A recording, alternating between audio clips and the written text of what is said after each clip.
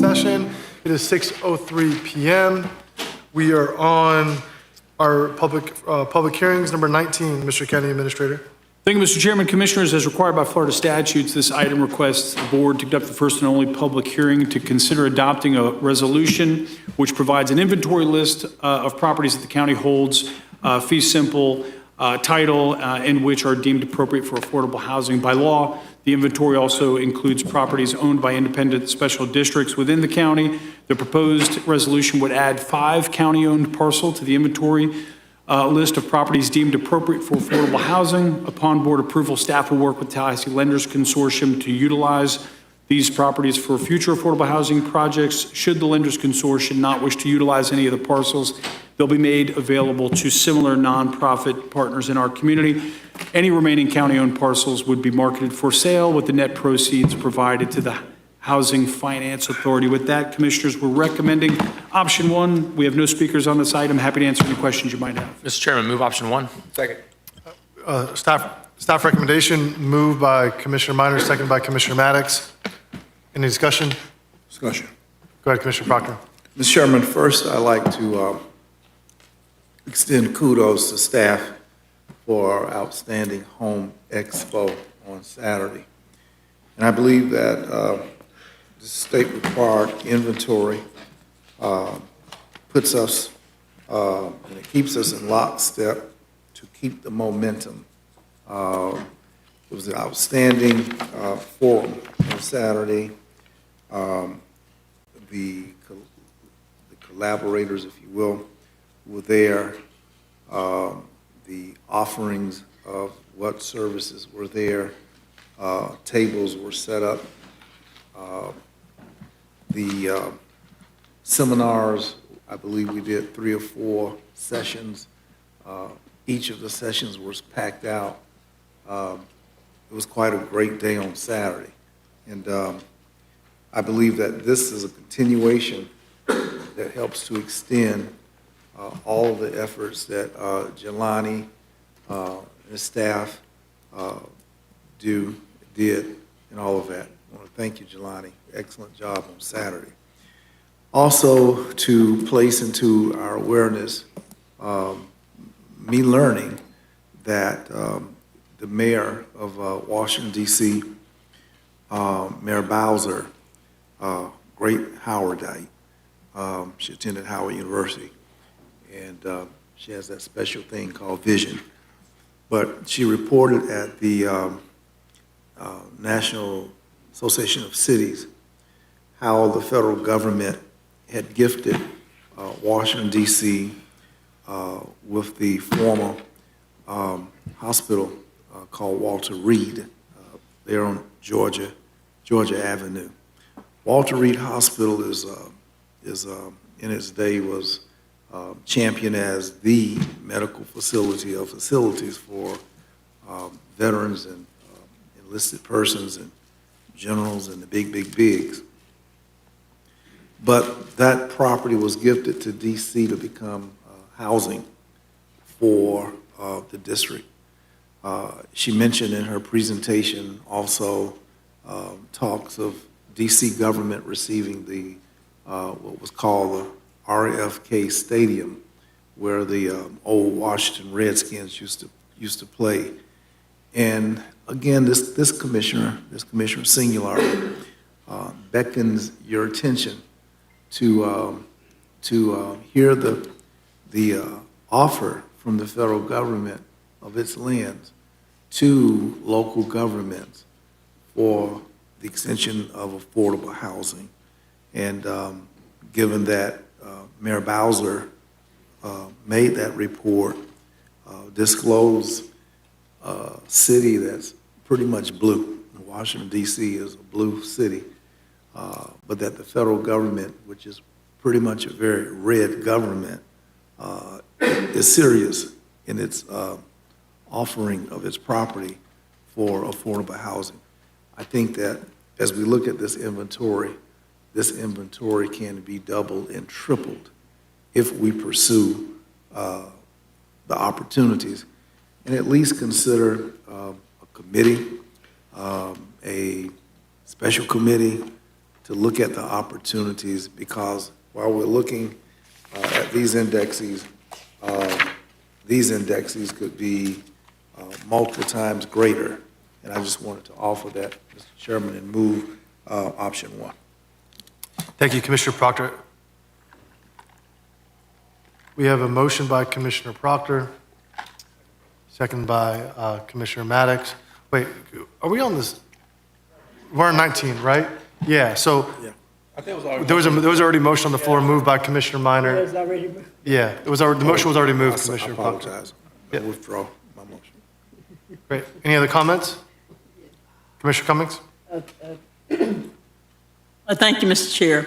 I echo Commissioner Proctor's sentiments on this. I just want to applaud Leon County and our collaboration with the city of Tallahassee and how we address affordable housing with the Tallahassee Lenders Consortium, the Community Land Trust, and what have you. And I also just want to mention that last week, there was a fair housing forum where we celebrated the passage of the Fair Housing Act of 1968. We had some staff there. I want to thank Jelani Marks was there. I just want to thank him for his leadership in the area of housing as well. But I think this is remarkable that we have these parcels and we sell them or donate them, and then they in turn are used for affordable housing programs. And I just want to sort of pivot a little, piggyback on the presentation that was done, the information that we have about the mayor of Washington, D.C., and they're addressing affordable housing. And I think one of the areas, the specific things they said that they were going to also do is do some renovations for housing specifically for disabled veterans and veterans in that particular area as well. So I just want to ask, do we have a number, Mr. County Administrator, of veterans in our area that are homeless? Do we have an idea? Do we keep track of the number of homeless veterans in the area? Let's see Abby making her way to the podium. I'm going to ask Abby to respond. Yeah, thank you, Commissioner. The Continuum of Care, in their annual point-in-time count, they count how many homeless individuals there are in the community, which includes veterans. They're finalizing their count from January now, so we should have those numbers in the next month. Okay. And I know we have Colonel Sanchez, Mr. County Administrator, that specifically devotes his efforts to veterans, and I think he does a great job. But I guess I'm interested in knowing if we have a sizable number of homeless veterans, or if we don't. It's relatively, I mean, the sort of continuous population of homeless that we Of have transients in the community, coming in. the community is a pretty small number, and of that, veterans is a relatively small portion of that. But like Abby said, we'd have to get the newest numbers, which captures that, and the point in time count captures that, and we'd be able to provide that to you. Okay, and that will be, we don't have to ask for an agenda item, that will be brought No, back? no need. We'd be happy to provide it to you. Okay, and then, Mr.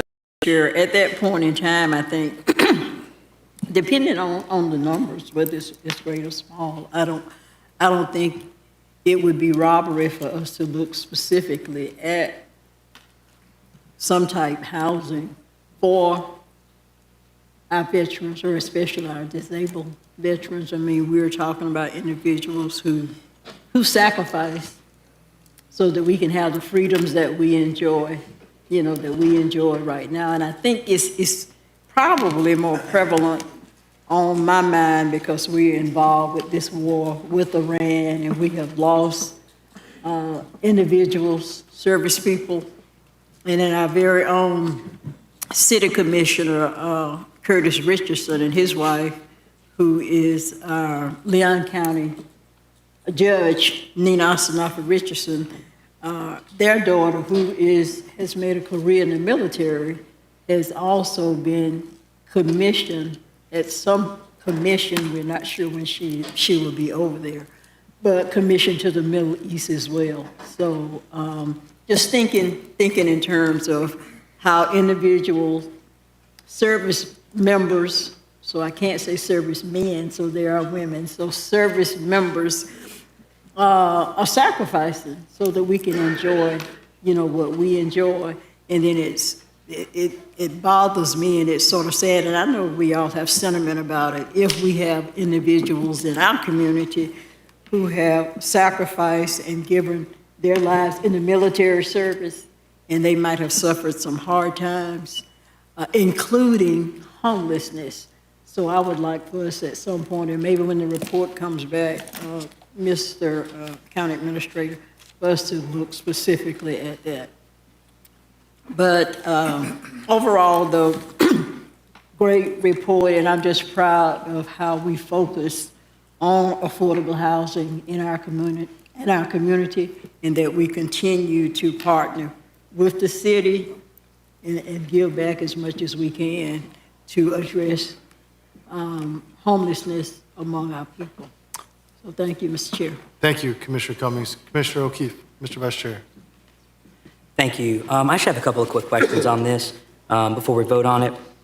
We say that we have done sales of these type of properties since 2018, totaling $1 million that went to the Housing Finance Authority. Does the land that was sold, is the land that was sold also still being used for affordable housing, or is it used for anything else once we use the funds for housing? I think when we, and I can ask Abby to provide some more, but as a step prior to making it available for sale, we make it available to our partners that do affordable housing. If it's not eligible or appropriate for affordable housing, then we sell it and give the proceeds to the HFA. But if I missed anything, Abby, please. No, that's exactly right. The Tallahassee Lenders Consortium, they're building community land trust homes on this property. And then if it's not suitable for housing, then it could be used to support housing. That's been said. Uses what? I'm sorry, I didn't hear. Used to support housing. So maybe it's a small parcel that you couldn't build on. Well, we can still sell that parcel for any number of reasons, and then that money goes to the HFA to support housing efforts. Gotcha. Okay. And why we have these properties, what makes a property not want, what makes our partners not want land for free to build a house? Right? Because we've got a list of properties that can go for free to our housing partners. What keeps an item on this list and keeps it from going not sailed for private use, but for housing? It could be that it's in a flood zone, so you don't want to build a house where it's going to flood. It could be that the slope is too severe for you to build anything on it. Could be that it's, basically a right-of-way. There's any number of reasons why you may not think housing is the right piece, but if it is the right piece, then that's why we have the whole team that reviews it to make sure that it's not in a flood zone. It meets all of the criteria so that anybody that would get that house has a safe and affordable house to move into. Gotcha. And are those questions are evaluated before they get on this list, or anything that we have on this list then goes to those questions? Whenever a parcel is available, it goes through a number of departments within the county to assess whether it would be suitable for affordable housing, and then it goes on this list. So this list wouldn't include things that aren't suitable for housing, that have too much slope, that are in a flood zone? No. Okay. And then how can we talk about the community land trust, and some of these are marked for the community land trust. I guess my real question is, what else can we do to get properties off of this list and into built affordable housing? Yeah, We're giving away free land. I'm wanting to know what else we can do here. We continue to promote these available parcels through the HFA to our different partners, letting TLC know that they're available should they need them. So just continuing to promote those efforts as we've been doing would help increase the stock of affordable housing. Okay. All right. Thank you. Commissioner Proctor. Chairman, can I ask how many of these are on this index resulting from liens that were not satisfied in the county and force? And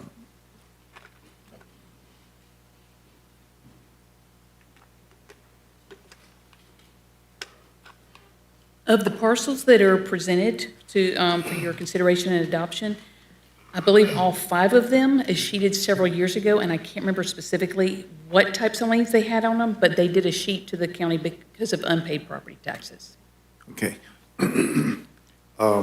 And I know county attorney, we still have enforced that when we make improvements, let's say like the two-third program, and people sign up and don't pay it, that lien, the county can enforce, and we can actually, I can't think of the word right now, but move in and take that property, become the owner. Mr. Chair?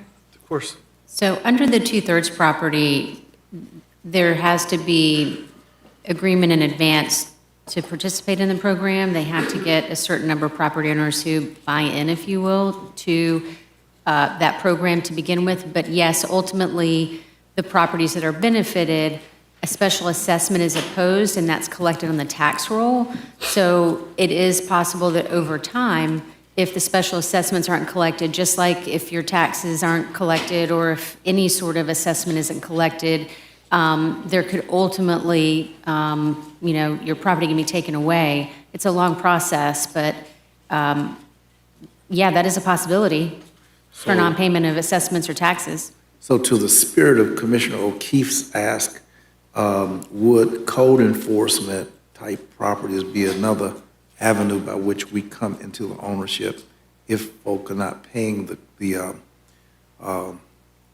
Liens, code leverage enforcement lien, liens? fee for code enforcement violation? I thought that's what you were getting to. Yes, ultimately, there is a list of properties that have incurred liens over time, some of them for quite a long time. Some of the liens are very, very, very high. At some point in time, there has to be determination made whether to seek to foreclose on those properties. Those are a little bit different than some of the other, like failure to pay assessments or failure to pay taxes. It's actually a foreclosure process the county would have to go through. And under our policy, there has to be determination about the cost ultimately to foreclose versus the value of the property, but also whether the property qualifies for homestead. It's an absolute no-go to foreclose on any property where there's homestead protection. So there has to be a case-by-case analysis. Pennsylvania had property which the university bought, and in their effort to combat crime and to kind of control the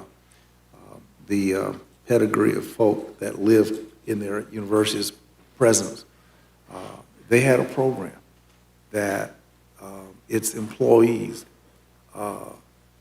they would finance for their employees housing near the university in certain areas designated. And in having university employees in the area, it would deny the blossoming of dereliction and riffraff from the campus front door.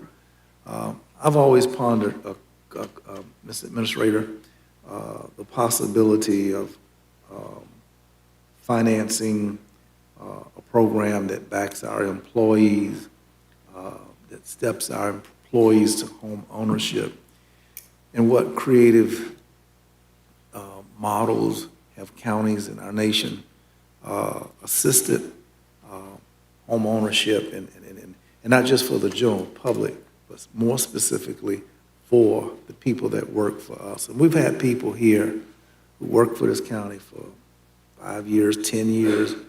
God, how long, do you work for somebody before you prove that they're worthy to home ownership, and how do we help them place a ladder up? And I think that when I'm thinking about, Mr. Sherman, if it's doable, could this county look out for our employees and provide some kind of step ladder progression? And the key thing that was important about the University of Pennsylvania program, Mr. Sherman, is that they had the employee's paycheck.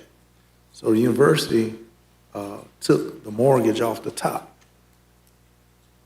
from the paycheck, and they got paid first and gave the employee the balance of what they had earned. And I believe that if, it may be more times down the road when you guys, have sat here for a few years, that you think about this again. But I would love to see us contemplate a program where we backed our employees that have been with us for 7 years, 5 years. Solid folk, come to work, do the job, committed, that we're able to facilitate them. And then if we stepped in there, we could actually pay their mortgages or be the, whatever you call that person, and give them the difference of what they earn. And we keep and pay on their mortgage, and they have perfect mortgage records and all of that. Mr. Administrator, did I say something dumb enough that you would think that the chairman should just abruptly end this meeting? Never. Is there a model, anything Yeah. like that you know of in the Mr. country? Chairman, sure. There are programs like that. I'll say they're very rare, but they do exist. And they tend to be very narrowly focused to specific jobs, public safety officers, teachers. In certain cases, you can structure those type of programs. We've looked at it in the past. It's been a while, but at the board's direction, we'd be happy to take a look at programs like that. Should the board be interested in getting an update or something to that effect? Mr. Chairman, I wouldn't weary the board. I'm just throwing it out there. It's just something that was floating in my head. Thank you, Commissioner Proctor. Thank you. Thank you. All right, Commissioners, take this to a vote. We have staff recommendation moved by Commissioner Minor, second by, was it Commissioner Maddox? Second by Commissioner Maddox. All those in favor of the motion signify by saying aye. Aye. Passes unanimously. We're on item number 20, Mr. County Administrator. Thank you, Mr. Chairman. Commissioners, this item requests that the board conduct the first and only quasi-judicial public hearing to approve the Monroe Cemetery Museum Type C site development plan application. The project site is located on the west side of Edenfield Road, approximately 340 feet north of Mahan Drive, within the RP zoning district, with a historic preservation overlay included, which allows for a museum as a community facility and requires review and approval by the board at a public hearing. The applicant, the Monroe Cemetery Foundation, is a nonprofit organization established in 2009 to preserve the historically significant Monroe Cemetery site. Commissioners, again, we're asking, or we're recommending that the board approve option number 1. We have no speakers on this item. We're happy to answer any questions you might have. Mr. Chair, Of course. I move option 1. Commissioner Cummings moves option 1, second by Commissioner Welch. Any discussion? Commissioner Minor. Thank you, Mr. Chairman. Since this is a quasi-judicial matter, I just want to double-check something. I've had conversations with Anthony Gaudio about a cemetery that he's working to establish, but I don't think he's mentioned the name, so I just want to make sure. Mr. Chairman, it's not, it's different. Mr. County Minister, they are distinct, they're separate. Great. Okay, great. Yeah. Just want to double-check. Yeah. I didn't want to have us vote on Nope, something. It's on the record. We got it. Great. Thank you very much. Thank you, Commissioner Minor. All right, Commissioners. Staff recommendation moved by Commissioner Cummings, second by Commissioner Welch. All those in favor signify by saying aye. Aye. Passes unanimously. We're on item number 21, Mr. County Administrator. Thank you, Mr. Chairman. This item requests the board conduct the first and only public hearing to consider an ordinance amending the official zoning map from the medium-density residential MR1 zoning district to the general commercial or C2 zoning district on 2.74 acres of real property located approximately 640 feet southwest of the intersection of Tram Road and Capitol Circle Southeast. The proposed ordinance would accommodate compact mixed-use commercial development at a major intersection. The proposed zoning is being pursued to remove a split zoning from the subject properties following a 2026 boundary settlement that reconfigured lot lines. With that as background, Commissioners, we're recommending option 1. Happy to answer any questions you might have. We have no speakers on this item. We have staff recommendation moved by Commissioner Maddox, second by Commissioner Welch. Any discussion? Point of information, Mr. Chairman. Yes, sir, Madam Attorney. Is this an asphalt, used asphalt site right now? What's occurring? We have staff approaching the dais. Yeah, this is a property, 2 properties that are at the corner of Tram Road and Capitol Circle Southeast at the west corner of that intersection, currently undeveloped. They were zoned C2, and there was a boundary settlement done with the adjacent properties to move the lot lines. And when that boundary settlement occurred, It left the original zoning of MR1 on the site, and this is just correcting the zoning to match up with that boundary settlement. Has this been a C2 all along, or it's moving to C2?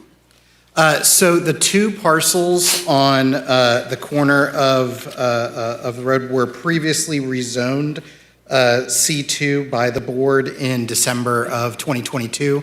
So the boundary settlement moved the lot line for the parcels that were C2 to the west, and then this is just moving the zoning districts in follow-up. Okay, isn't there a asphalt holding, used asphalt somewhere on this corner? Potentially to the south of these sites, but we don't believe that is on these sites itself. Commissioner, point of information. Of course, yep. Are you thinking of the concrete plant site up closer to Tom Brown Park? No? No. This is deep south here on Capitol Circle, turning that bend. And, It's on the left side, right? yes, sir. And Commissioner Proctor, what's your question? that was my question as to the activity currently here. And this is currently, I'll go by and look at it. Yeah. I'll take another This look. is on a 4-lane or 6-lane? This is- It's the 6-lane Capitol Circle. Yeah, thought that. Yeah, great. Commissioner O'Keefe, Mr. Vice Chairman? Thank you, Mr. Chair. We've, over the past couple of years, this corner, we've made a few changes, right? We're gearing up towards something.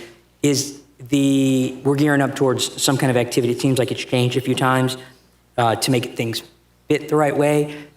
Has this changed owners, or are we just kind of moving along for making sure the process is followed for the original intent when we started being requested to make changes a couple of years ago? So I believe that this is purely as a result of the shift of the boundary settlement to create different sized parcels that are zoned C2. I believe that makes it more attractive for development.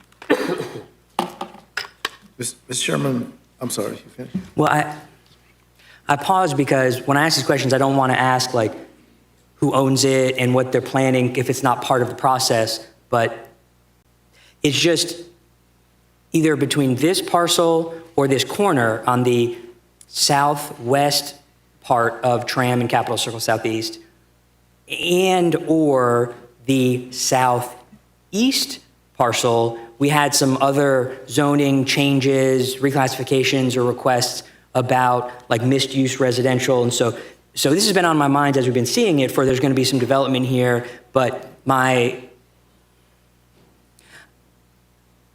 I'm trying to ask where we're going with it because we keep changing it, it seems like, Yeah. without getting into who owns Yeah. what. Mr. Vice Chair, if I may real quick, this is just a zoning change, right? Absolutely.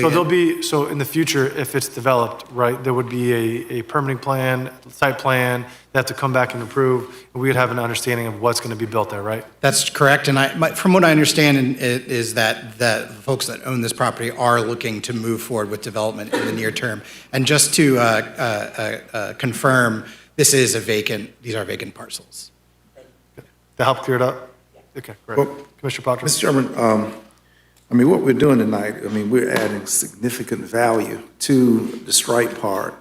And this is about 30% of this property is being converted from this MR1 to a C2.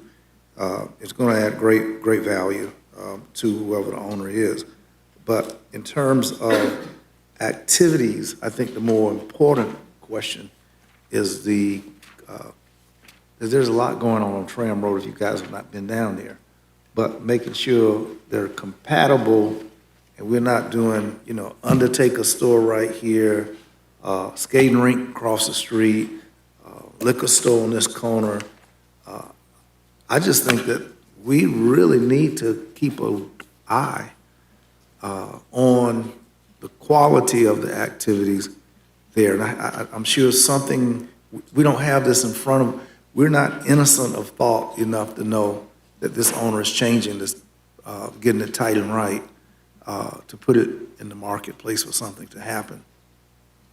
But as you go around Capitol Circle now, and you look at between Crawfordville all the way down to Spring Hill Road, Great things are happening, trees are falling, and roads are going to be widened. But I think that the quality of activities, and if we're not careful, it's going to be so much, it's just going to be jumping off the wall. And right now, there's a pleasant ambiance down there, and I'd like to see it stay that way, tight and right. Thank you, Mr. Chairman. Thank you. Anyone else? All right, Commissioners. Motion moved by Commissioner Maddox for staff recommendation, second by Commissioner Welch. All those in favor signify by saying aye. Aye. Any opposed? Passes unanimously. All right, Commissioners, we are back on item number 14. Remaining items, we have 14, 15, 17, and 18. Mr. County Administrator, number 14. Thank you, Mr. Chairman. Commissioners, this item seeks board authorization to schedule the first and only public hearing on May 12th to consider placing a board-initiated charter amendment on the November 3rd, 2026 general election ballot. The proposed board-initiated charter amendment provides that county ordinances adopted after January 1, 2027 shall supersede municipal ordinances to the extent permitted by law, should conflict exist within the municipal boundaries. The agenda item provides additional analysis regarding how the proposed charter amendment, if approved by the voters, would give the county greater regulatory authority within city boundaries and with some exceptions. A majority plus one vote of the board will be required at this public hearing to place the board-initiated charter amendment on the ballot. Of course, Commissioners, County Attorney and I are happy to answer any questions you might have. We're recommending option one. We have one speaker on this item. Great, thank you, Mr. County Administrator. First speaker?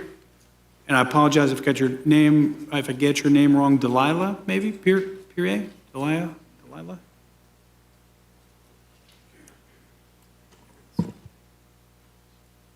How's it going? Please state your name and address for the record. Yeah, that's the right way to say my name. My name's Delilah Pierre. My address is exempt.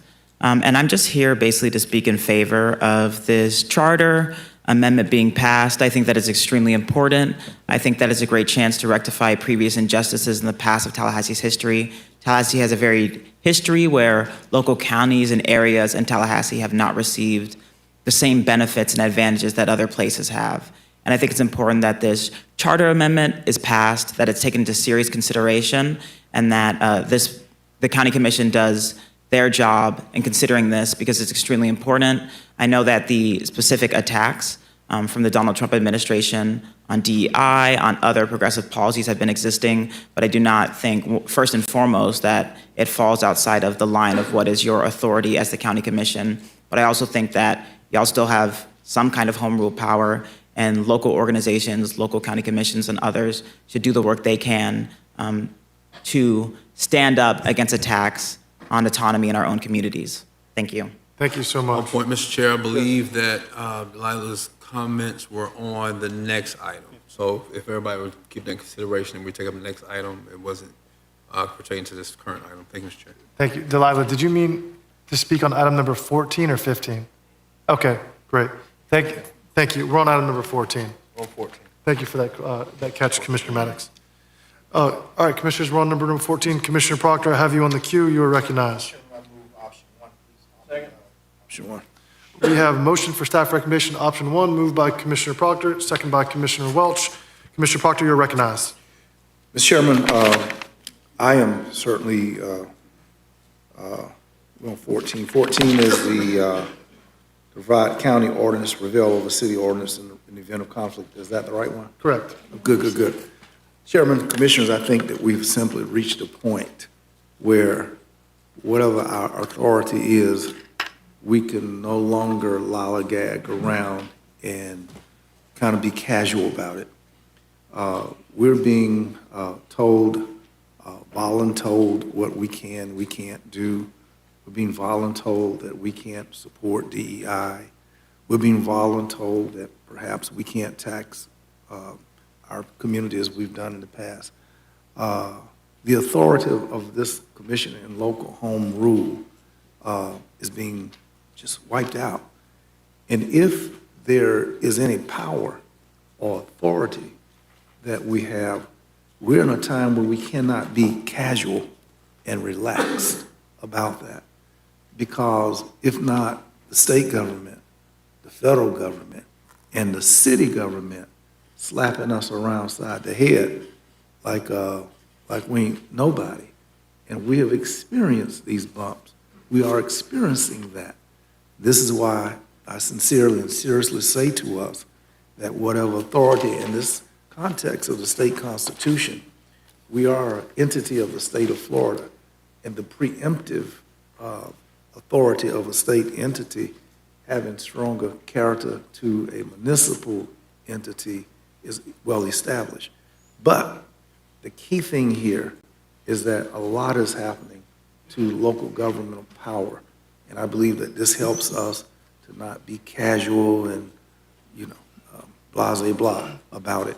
We need to seize, codify, and execute the authority as we can, while we can. Thank you. Thank you, Commissioner Proctor. Commissioner Minor, then the Vice Chairman. Thank you, Mr. Chairman. I appreciate it. I support the motion on the table. At our last discussion on this item, I brought up a concern that I had about a blanket preemption by county ordinances and how that could pose some unintended consequences by preempting city ordinances that hadn't been discussed. But this agenda item, the way it's written, addresses those concerns. It's pretty straightforward.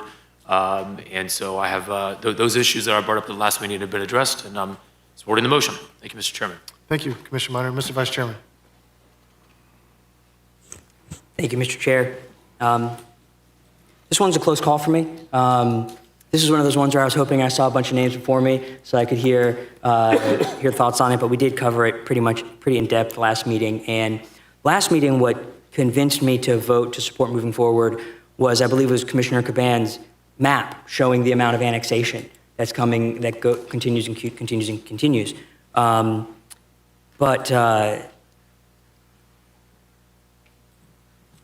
the only thing that starts to make me feel comfortable with it is the prospective nature of it, that we're not just blanketing everything, that should this pass, starting, I believe, January 2027, should this pass on a ballot, to be clear, by the voters, and we make a new ordinance, we would decide if it would be one that supersedes where there's a conflict or does not.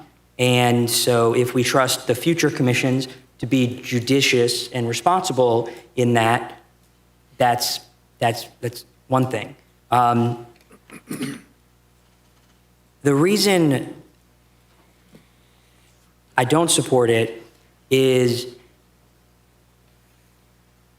we have a lot of things that are going to be on the ballot. We asked the CCRC specifically to look at this.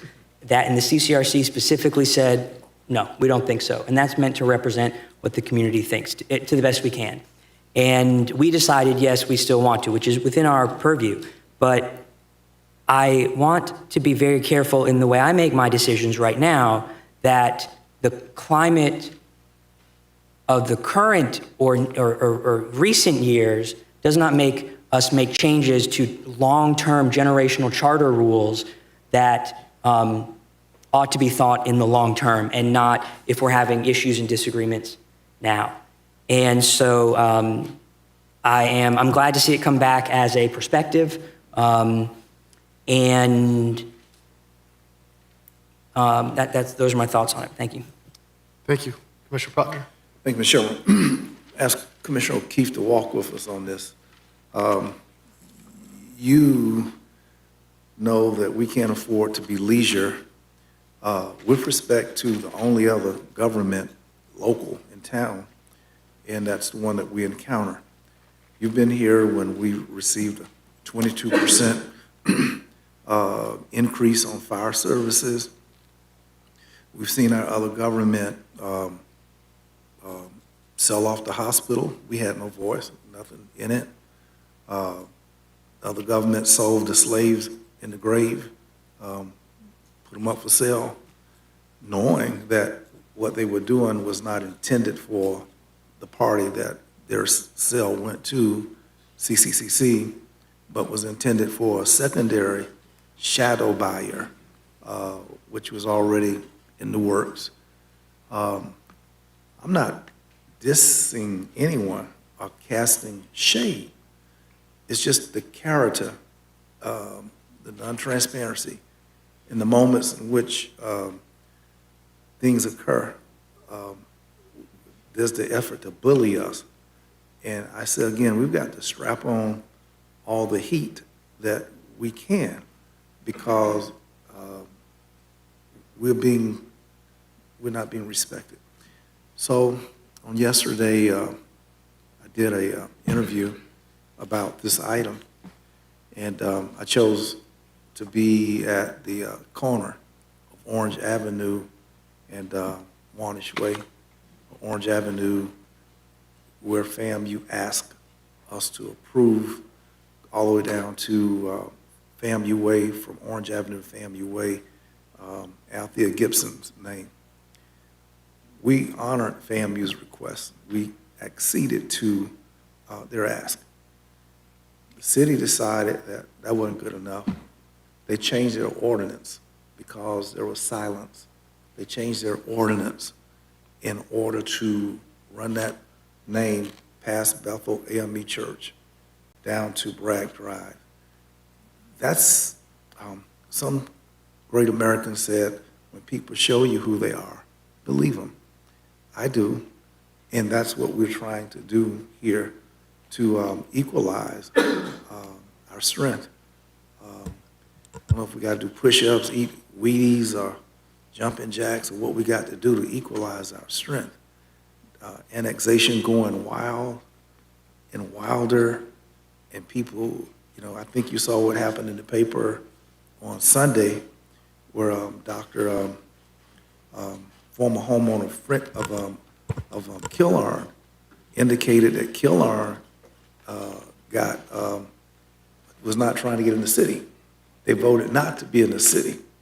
But in this effort to capture the voters, the city has chased white flight. When white didn't want to be included in the city somehow commingled and counted individual votes as one group. And that's the kind of stuff we're dealing with.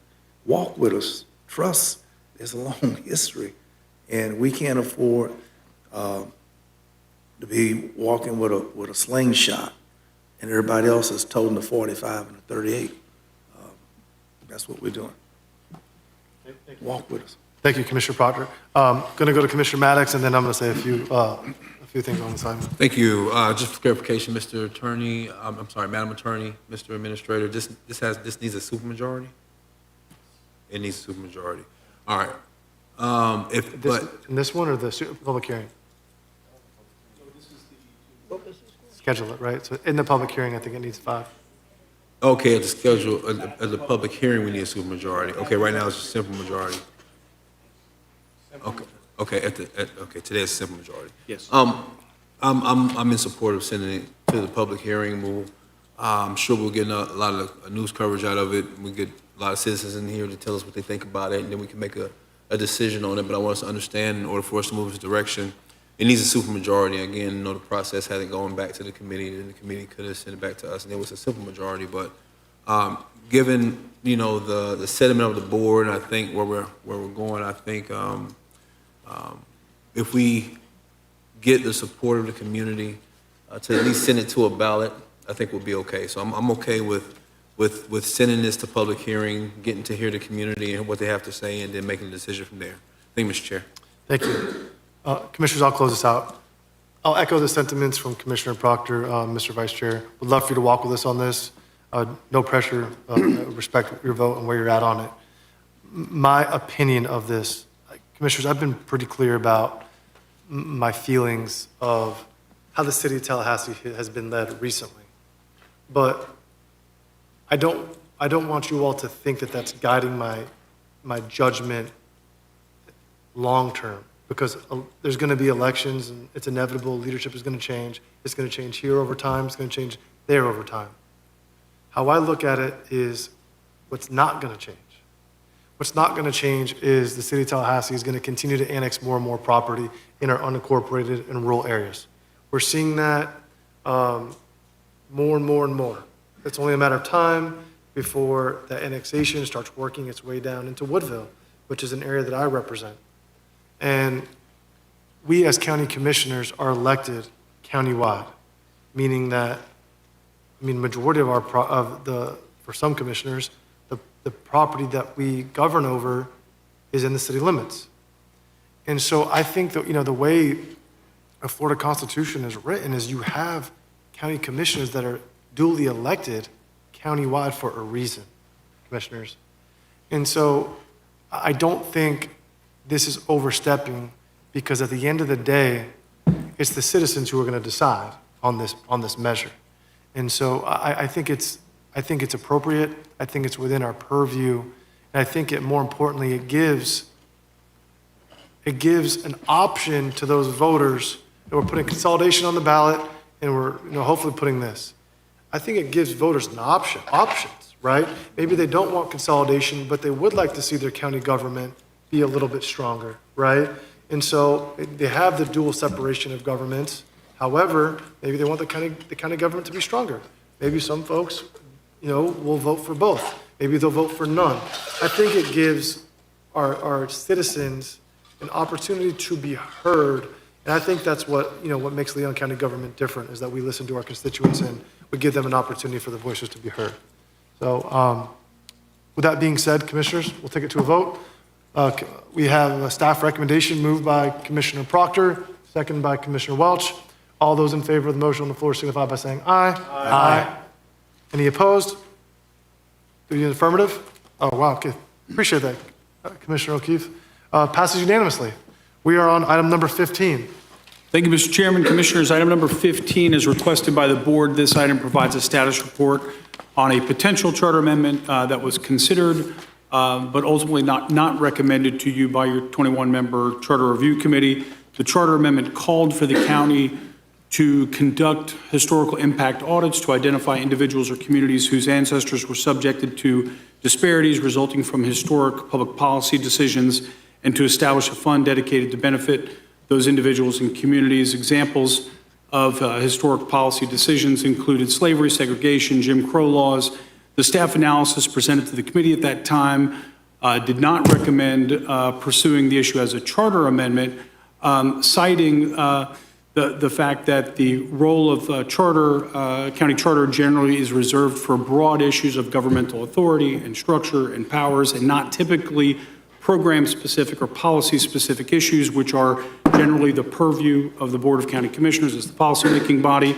It also pointed out the extensive policies and programs and investments that the board and the county does have in place, which address the needs of our community, especially our most vulnerable populations. And finally, the item to the Charter Committee at the time did stress the ongoing state and federal issues and efforts prohibiting or severely penalizing organizations that use public dollars on what they determine to be diversity, equity, and inclusion. Since the committee's consideration of the proposed charter amendment in February, the item points out, commissioners, that the state and federal governments have taken additional actions to prohibit DEI efforts at the local level.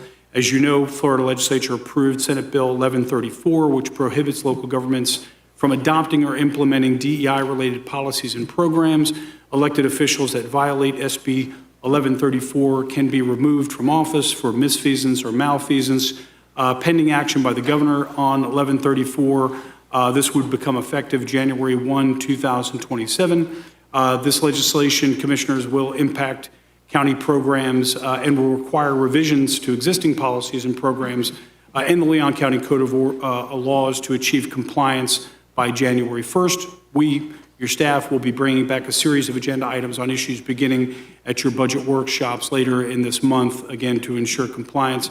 At the federal level, the Trump administration has issued an executive order in recent weeks that requires all federal grant recipients to certify that they do not have DEI-related policies or programs in place or risk current and future federal funding. Therefore, commissioners, we're recommending that the board accept this status report and take no further action. Again, we're happy to answer any questions you might have. We do have several speakers on this item. Thank you, Mr. County Chair. How many speakers do we have? Four. All right, let's go with the first speaker. First speaker, Serenity Williams. Senator, great to see you. Great to see y'all too. Thank you for having me. Good evening. My name is Serenity Williams, a proud resident of Leon County in District 3. And I'm really excited about all the possibilities and opportunities that we have here in Leon County that you all have been discussing here today, and have been for many years at this point. And I want to speak about the RCA for you all today. I want to acknowledge up front that there's clearly concern and caution coming from staff about this proposal, but I think it's important that we separate what the proposal actually says and what it does than what is assumed about what it is. First, this proposal does not create race-based or protected class eligibility or benefits. It's structured around historic public policy decisions and their long-term effects. How this amendment is implemented is entirely up to this commission. Any implementation that violates state or federal law would be already subject to those laws in the appropriate oversight. Second, reviewing and documenting the impact of past government decisions is not illegal. It is a standard and lawful function of government. Earlier today, we discussed the 32304 summit. We see those numbers. This would see, how did we get there? How did we get to that unemployment number before, and how are we changing to make it better? We already do this in other contexts, like I described, whether it's in infrastructure planning, environmental mitigation, or economic development strategy. This amendment simply applies that same level of analysis to long-term disparities. Third, want to discuss that the RCA has been compared to a CRA. And while CRAs are sometimes great, they are limited. CRAs are limited in they're geographically narrow, time-bound and often constrained in scope. The amendment creates something different, a long-term county-wide framework that can evolve with the needs of the community and support larger, more coordinated investments. Most importantly, this is not about limiting the commission, it's about expanding your toolbox. This gives you another lawful mechanism to evaluate where past decisions created lasting impacts and how to respond thoughtfully. Because this is not isolated to one particular group of people or one geographic area, from the south side to Frenchtown, from North Monroe to our rural parts of that community. There's documented policies that have shaped patterns of disinvestment all across this county. And addressing that is not about blame, it is about course correction. Finally, I want to be clear, existing programs show effort, but the persistence of disparities shows that effort alone is not enough. Existing programs demonstrate good intentions, but persistent disparities demonstrate structural failure, and the charter exists precisely to correct failures, and programs alone have not solved. Ooh, I guess my time is done. So I respectfully ask, do not let fear stop you from continuing this conversation. The amendment itself is a governance framework. It must be implemented in compliance with state and federal law. It creates a framework for consistency, accountability, and long-term thinking. I accept the report if you must, but stay the course and allow the people of Leon County the opportunity to decide this on their ballot. Thank you. Thank you. Next speaker. Next speaker, Bruce Strobel.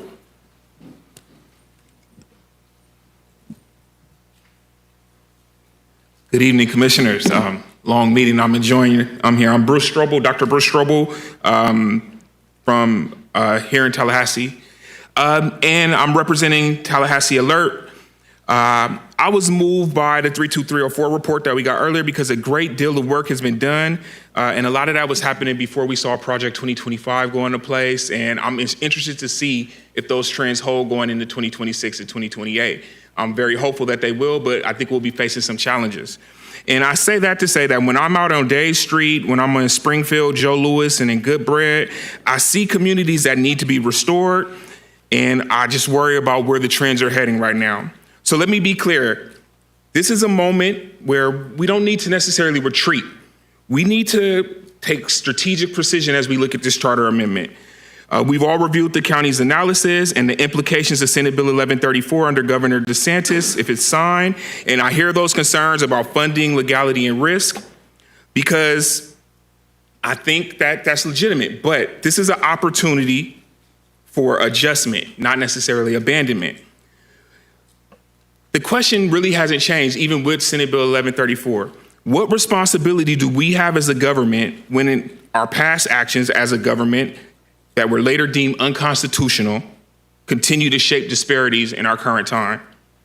This is not really a DEI question when you think about it. We're not talking about any specific group. We're talking about past actions and the accountability we have to them today. This is about constitutionality. This is about governance. And we believe that the people of Leon County deserve the opportunity to answer this question. So this is what's important. Senate Bill or the 1134 does not actually shut down this process. It actually helps us by clarifying the boundaries. Now that we have the language where DEI is carefully defined and is explicitly defined, we could fine tune this amendment to make sure that it stays within compliance, but at the same time, it allows us to accomplish the same goals that were originally set forth. So this is exactly what we could do with the proposed charter amendment. We could avoid any prohibited DEI associated frameworks. We could center it on data-driven, legally neutral analysis, and we could focus on accountability for unconstitutional policy, not necessarily identity-based programming. So again, the question is not whether this could be done, but how should we do it? Will we allow a refined, legally responsive proposal to be reconsidered, or do we simply just shut down the proposal because of fear of what could happen at the government level? But ultimately, I believe sending this back to the review committee is not a vote for the amendment. It just allows you to allow the democratic process to continue. So it's a vote for due process, deliberation, and continued democracy, and it's a vote to let the people decide. So please send it back to the committee for reconsideration. Thank you. Thank you, Dr. Strobel. Next meeting? Melody Andrade.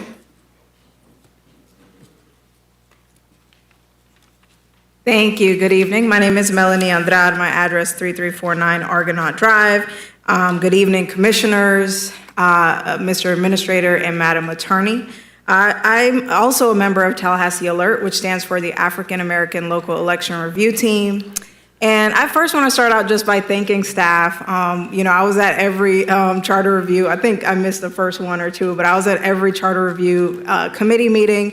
And, just the back and forth, I felt like we became colleagues. It was like a tennis match, right? We had to work together. We had to read their analysis every time the agenda came out. And I felt like this shows democracy in action. So I thank them for entertaining us. But I'm here today to urge you not to walk back your decision to send this amendment back to the Citizens Charter Review Committee. At its core, this is not a final policy decision. What it is simply a commitment to the democratic process. The Charter Review Committee exists for exactly this purpose, to study proposals, gather public input, and determine what should move forward to the voters. I think reversing course now would short circuit that process before the community has had another opportunity to engage on this issue. Sending this amendment back to the CCRC does not enact it. It does not enact it, and it does not bind the county to any program, any spending, or any particular outcomes. What it does is allow for thoughtful review, public vetting, and expert input, which are the very things that we say we value in local government. It's important to be clear about what this amendment actually does. It would simply create a structured opportunity for the county to conduct audits and compile reports to examine how past policy decisions have shaped current conditions in our community. I don't think that's controversial. I think that's just responsible governance. Every major system we rely on, budgeting, planning, infrastructure, depends on data, analysis, and evaluation. This amendment applies that same principle to understanding long-term impacts of public policy so that future decisions can be better informed. You've already taken the appropriate first step by bringing this back up and pushing to refer it to the Charter Review Committee. I think walking that back now sends the message that even studying and discussing an issue is too much, and that's not the standard that I think we should set for Leon County. Let the process work, let the committee do its job, and ultimately, if this does advance, let the voters have a say. I respectfully ask you to stand by your original decision and allow the Restoration of Communities Amendment to move forward to the Charter Review Committee. Thank you. Thank you. Next speaker? Final speaker on this item. I think he may have left. Stanley Sims? Okay. That's all, Mr. Chairman. Great. Commissioners, we're on to discussion now. Do I have any commissioners who would like to speak on this item? Commissioner Potter, you're recognized. Mr. Chairman. For a motion. I move that we send this back to the Charter Review for contemplation. Great, we have a motion moved by Commissioner Proctor, second by Commissioner Maddox, to send this back to the Charter Review Committee. Any discussion? Commissioner Proctor. Thank you, Mr. Chairman. Chairman, I don't know, last few days, weeks, months, I feel like I am the victim of racial target practice from the White House, from the governor, and from the legislature of Florida. I feel like my children and my grandchildren are set up for racial target practice. And I'm not the only person, but I'm the only person that can speak for me. That's what I see. And I believe that when you look at the mail-in voting laws attack, you can't vote by mail, is more difficult. While you can't have programs that are ID'd by race, yet the federal government is calling for IDs that more strongly and more intensely identify. You know, that's hypocrisy. I got to over-ID myself to vote, but anything that lends itself toward being a woman or being a non-white male, that right there is intolerable. Voter access is being cut off. And it's interesting that down through the years, the 13th, 14th, 15th Amendment was supported by the federal government. The federal government supported troops in the Civil War. Federal government supported Brown versus Board, the 64 Civil Rights Act, the 65 Voting Rights Act, the 68 Fair Housing. Federal government. But under the Trump-led federal government, the Confederacy has taken over the federal government. And I'm a victim of target practice against me by the federal government. Where do the injured go? Where do they fly for justice? There was a report led by Attorney Frank Scruggs for the state of Florida Supreme Court in 1980, late 90s, early somewhere. Where do the injured fly for justice? You remember that report by Frank Scruggs? And you testified in, okay? And when people are shut out of the courts and they have no blacks on the jury, and they have no blacks in the state attorney's office, and they have no blacks in the public defender's office. Most black folk is scared of white folk in the vulnerable position in front of the court. And we have so many men, black, who are being bullied, in a sense. Take this deal or ain't nothing gonna happen. So does a black person, Commissioner Cummings, take the deal that's offered by the state and you accept the deal that the state offers, and in accepting that deal, you can either take that deal or take the chance of going in front of an all-white jury. And that's what you call between a rock and a hard place. So to those who don't have to think black, see life black, count on a 14th Amendment that is the birth certificate of all people, black, brown. It's the thing that gives citizenship. This is very hard, and I'm not trying to take time. I want you to know how my heart feels. George Clinton was on the screen a minute ago, and the first newspaper article I ever wrote for the Howard University Hilltop newspaper was to cover the George Clinton out in Landover, Maryland, and the mothership was going to land. And I was there as an 18-year-old freshman. And then this past weekend, George Clinton was Mothership was going to land on his 85th birthday. And it was at a place called the Phipps Farm. And I was invited Saturday to come out. I got a table, you know, VIP, come on out, da-da-da-da. But I just couldn't go to the George Clinton as much as I like George, because my mama grew up on the Phipps plantation. She was born and lived there from 1937. My grandmama, her mother, was born on the Phipps plantation in 1907. And my great-grandmother and father lived on the Phipps plantation. And the struggle with which the Landers family went through to get off of a Phipps plantation through 3 generations was just a place unacceptable that I could go to and reconcile the difficulties, the struggle for survival, and party with the mothership landing. So to anybody want to know why I didn't go, my mama, grandmama, great-grandmama were all products of the Phipps plantation.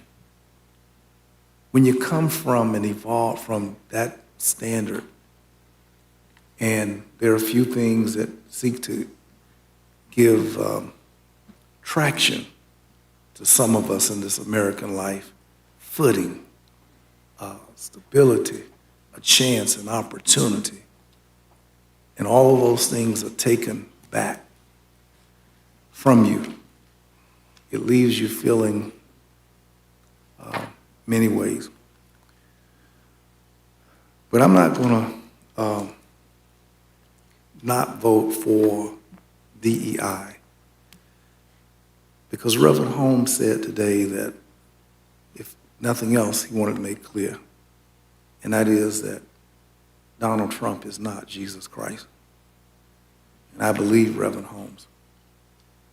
But I'm not going to support a measure that's going to put my grandchildren back in a place that we have evolved from, being with no rules of fair labor practices. I don't know what your story is, but that's mine. And to vote for something that this governor has set down, I would be taking a vote against my dead daddy, and I ain't gonna do that. So if I have to get put out of office because I can't side with the governor, not Trump, I'm not gonna vote against my dead granddaddy, my grandmothers, my grandfather, and all that they struggle for our society to afford me, Carolyn, Nick, and Chastity a place to sit on this dais. I ain't gonna vote against all those dead people because I got possibly the chance to see them again. But I want a progressive, ongoing struggle to make better the options. Finally, Commissioners, let's just say that the astronaut who was the captain of the Artemis mission, Artemis 2, said from the vantage point of being out in the midst of space that we have a spaceship called Earth, that the possibility, the potential to coexist in a very exciting space. Oh, he said something. I hope you listened to it. But I challenge us tonight to not go with the flow. And though these policies are coming for me and I'm targeted and I don't know how long a black person will be allowed to sit here, I don't know. I don't know how long the Civil Rights Institute at Florida State will exist. I don't know. I don't know if FAMU students next year will be able to celebrate Black history or not. I don't know. But what I do know, as long as I'm a damn commissioner, I ain't never supporting anti-DEI. I know that. And I will never be turned around in my determination to move forward and to make our society a better space, a better place. And I surely would not vote for policies that would limit what my grandchildren can do and their potential, and the possibility of achieving it is less than what I had. I ain't gonna do that. So I thank you for the second on your motion, Commissioner Maddox, for this to go back, to be rethought and whatnot, because we all as victims of target practice, it's racial, it's discrimination, it's the pits. So I appreciate your support. If this group of citizens can't work through those words, and they're very informed and enlightened, we'll accept that. But please let's give them that chance to stroke the genius of their minds and to offset what we're being told we can't do. Thank you, Commissioner Proctor. Mr. Vice Chairman. I'm voting to support sending this back to the Citizens Review Committee. Since the Citizens Review Committee considered this, we've had new laws be drafted and sent to the governor, not signed yet. As was mentioned in the materials, SB 1134, which I went and testified against at the Capitol. And I will just say that it was chilling to hear how the impacts of this were described in such a banal, administrative, paperwork way, when I really thought about the impacts to our community.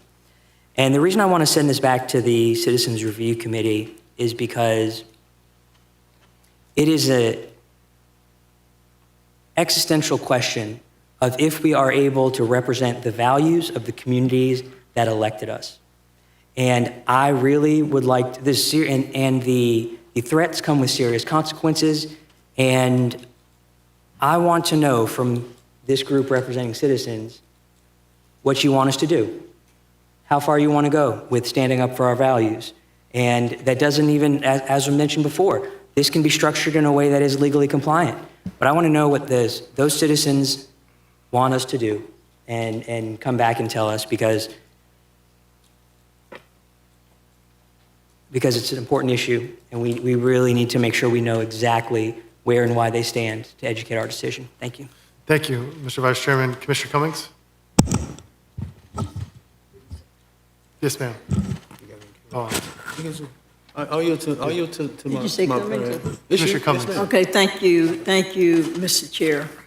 I have some grave concerns on this particular item and on the motion on the floor as well.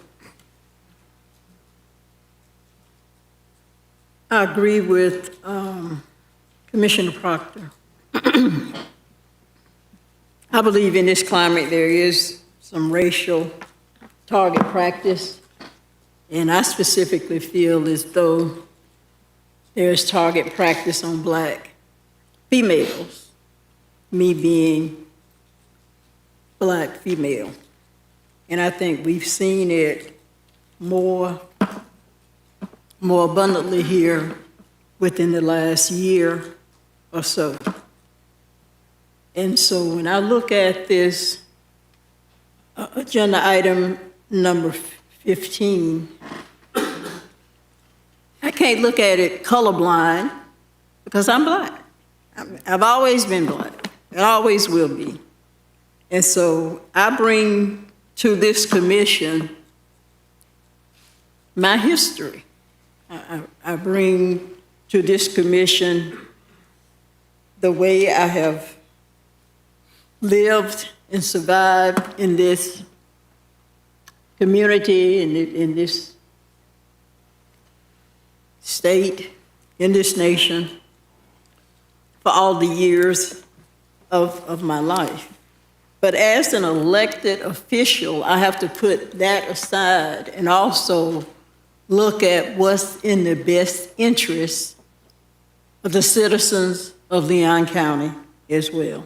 I too am not totally opposed to some type of study looking at past wrongs, the way it's sort of framed now. But I can't erase the fact that we have some legislation and federal executive order that specifically addresses,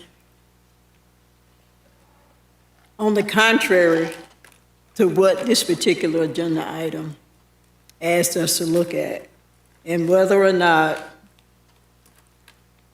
we, as a county, should engage in some historical study of past wrongs. And then, of course, I think the motion on the floor is to send it back to the Charter Review Committee. Now, the Charter Review Committee has already scrutinized this particular provision. They looked at it, and they voted not to bring it to the commission. I'm not sure if they were aware that Senate Bill 1134 was in the making, but as we sit here tonight, it has been passed by the legislature. And at some point before January 2027, I believe that the governor will pass that legislation.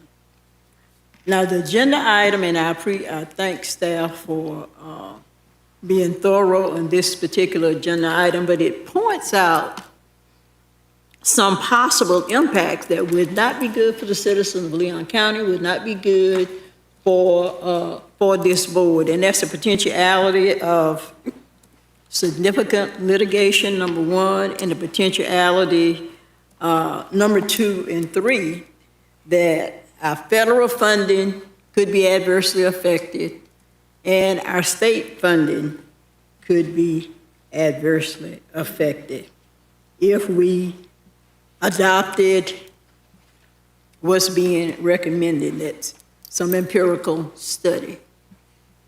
So number one, I'm really not in favor of sending it back to the committee because they've already reviewed it. It didn't pass. So we as a board decided to resurrect it, which we have the authority to do. But commissioners, I'm just skeptical at this point. I don't want to take a vote that's going to adversely affect the overall economic ability of the county, Leon County, to carry out its duties and responsibilities from a fiscal standpoint, from a financial standpoint, to this community. I don't know if the Charter Review Committee would send it back, and of course it would go on the ballot. But at that point, and even now, we're engaging in some activity that flies in the face of the legislation that passed and in the face of the executive order that our president has signed, whether we like it or not. Whether we like it or not, we've got that legislation. Now, I do know, and I think we all recognize that, theology and, who was it, Henry David Thoreau talked about civil disobedience. And at that particular time, civil disobedience was more from a personal standpoint. Was it legal and lawful for individuals, primarily members of the African American descent, to disobey laws that segregated us? Okay, to disobey laws that dictated that I had to go to a fountain, a water fountain that was designated colored. In this Okay, building, those was in this particular- very building.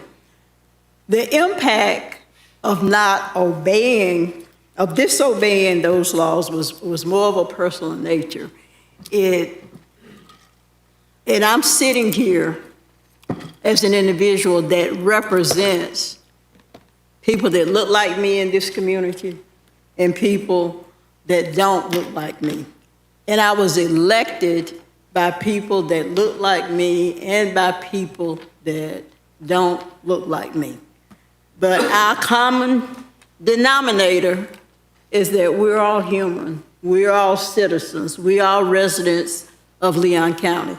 And so for me, I think I have to look beyond the fact that I believe there clearly have been some wrongs. I have to look beyond the fact that from a personal standpoint, I feel that there should be some corrections in certain areas. And I might even feel that there needs to be some reparations. Coming from Mississippi, you know, I feel that way. But I have to take off my personal hat and put on my hat as a representative of this entire community. Do I want to jeopardize Leon County, the entire county, the well-being of the entire county? No, I don't. As I sit here, am I aware of the federal legislation and the state legislation that has passed that prohibits what we are discussing? As an elected official, do I turn my head and say, my main priority is not the overall well-being of the county, but my main priority is knowing that there were some empirical wrongs done in the past, and by George, I want us to look at it and see what they are and see what we need to do. Now, what I look at is what the county is doing, what the county has done since I've been on this board, and I know they did it before. I became a member of this board. We had some reports here tonight about how we are addressing those disparities without calling it DEI, okay? And let me say this about DEI. There's been a lot of gaslighting about DEI. DEI was never designed, nor was it implemented to hire anybody that was not qualified. And I promise you, if you go to any program in the state of Florida, our university system, you're not going to find where any position was filled with somebody that was not qualified. You're not going to find where any position was filled because of the race of a person or of the color of their skin. That's not what DEI was about. And I'll tell you what DEI was about. It was about allowing me as a person of color to go apply for a job.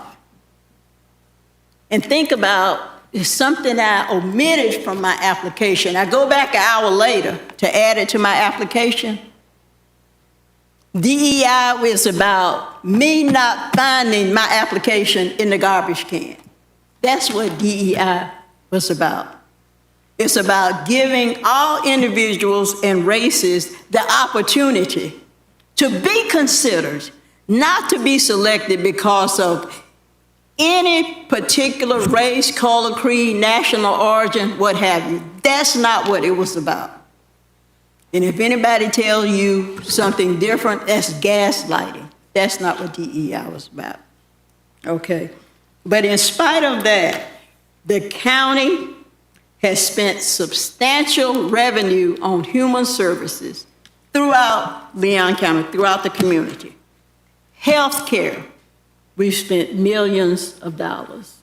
We've spent millions of dollars in housing, economic development.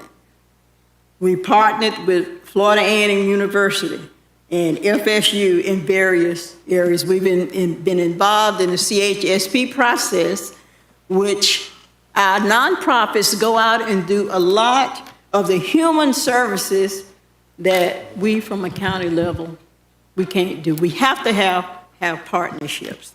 Okay, but I'm sorry, Mr. Chair. I said all of that to say this. And Dr. Strobel, I just want you to understand, I am a black female. However, I'm an elected official of Leon County. And I don't want to put the fact that I'm a black female over the well-being of the entire county, which would include me as a citizen of this county. And so while I'm concerned about some past wrongs, I believe strongly that we as a county are addressing those wrongs without setting ourselves out as a target for our state funding and our county funding to be affected. Thank you, Mr. Chair. Thank you, Commissioner Cummings. Commissioner Maddox. Mr. Chair, thank you. So I think we had some very good conversation about this. I want to start out talking about the DEI issue. About maybe 10 years ago, I had an opportunity to speak with former Congressman, might be Congressman at the time, J.C. Watts. You remember when we did the little TV station over there, Commissioner Partner at FAMU? J.C. Watts was a part of that. How long ago was that? About 6 years ago? Yeah. J.C. Watts was a part of that. I had an opportunity to sit down and talk to him. And one of the questions I asked him is I said, I said, how did you pick your political party? He said, Nick, he said, I sat down and I looked at everything and I looked for the right opportunity, and he said, I went Republican. He said, but when I sat down with them, I told them that I would always support affirmative action. And in 1995, he was the lone black male Republican that said that the playing ground still was not level. So he voted against his Republican folks and was still in favor of affirmative action. And so I'll always remember that conversation because I'm a Democrat having a conversation with a conservative black man who played football at Oklahoma, trying to figure out how he was a part of the Republican Party and what exactly he believed in and how his beliefs might have intersected with that party. And he said he stood for what he stood for. And he told them from the jump that's who he was going to be. And they accepted that that's who he was going to be. And so that's as much as I'm going to say about DEI because I want y'all to understand. I want to reframe this. I want to make this very clear. This is not about DEI. What we're talking about here today is not about DEI. I think Dr. Strobel framed it perfectly. This is about historic harms of policy. Not that just harmed black folk, not that just harmed women, not that just harmed any minority. It's about historic harms, legislation that harmed anybody. No matter your color, race, creed, it doesn't matter where you live. If there's a policy that was enacted that created harm in an area, that is what we are talking about here today. So in my case, in my opinion, this is a whole different issue than DEI, race, gender, anything. This is about policy and people in general, not a sector of people, but people in general. And when we talk about if we send it back to the committee, what is the difference between what they saw and what we're talking about? It's the framing of this piece right here. I watched some of that too, and all that conversation was about, well, slavery and this and that. It was very pointed towards particular issues and particular races and particular genders. That's not what we're talking about. That's not the issue that we're talking about here today. It's transformed to being about historical harms, a policy that happened to people in general, geographically all over Leon County. What have we done? What policies have been implemented that harmed areas of our community that we could pour resources into? So as we talk about it, making amends, Commissioner Proctor, I remember a while back we did an apology for slavery. You remember that? I think you asked for it. That's not what this is about. We did our apology for that, but that's not what this is about. This is about us being very clear about targeting our resources in areas that may have been harmed by policy, and because policy harmed those areas, it created blight. It created an area that lagged behind when it came to development. That's what this is about. So what we're talking about with the 32304 and all those positive things that we talked about there, what was the one thing that staff talked about that really was the key thing that staff talked about that helped change that? They didn't talk about policy. They talked about the fact that $30 million of the county was sitting in that area. They talked about $300+ million of blueprint was spent in that area. Now, did we make some policy changes? Did we have some other stuff? Of course we did. But we put some resources there. So yes, Commissioner Cummings, you said it. We have done a good job of allocating our resources to areas of our community that may be blighted, that need the help. We have done that. We have done that. But what if we had studies that told us specifically what areas that we have created, the policy created in the past have harmed those areas, and that we can target those areas? See, right now we're going off of current day data of what we see as poverty, the areas we see as poverty. We're going off current day data as places we see that need the jobs and stuff like that. But what about the policies that might have been implemented? So I wanted to reframe it because, yes, DEI is important, but that's not what we're talking about today. And I did want to say my piece about DEI, and I gave my story about J.C. Watson, his take on affirmative action. And in that meeting, he made the statement. He literally said, is quoted, he said, the playing ground is not level yet. I believe that in 2026, that statement was made in 1995. I believe at 2026, the playing ground is still not level. It's still not level. But that's not what we're talking about here today. It's not what we're talking about. What we'll have to do, what we will do with the county is with our DEI programs, we will have to transition to something differently so we are not penalized for having a program that focuses on helping our small businesses develop. We will do what we have to do there. But that is not the proposal that we're talking about today. That's not the proposal that we're sending back to our committee.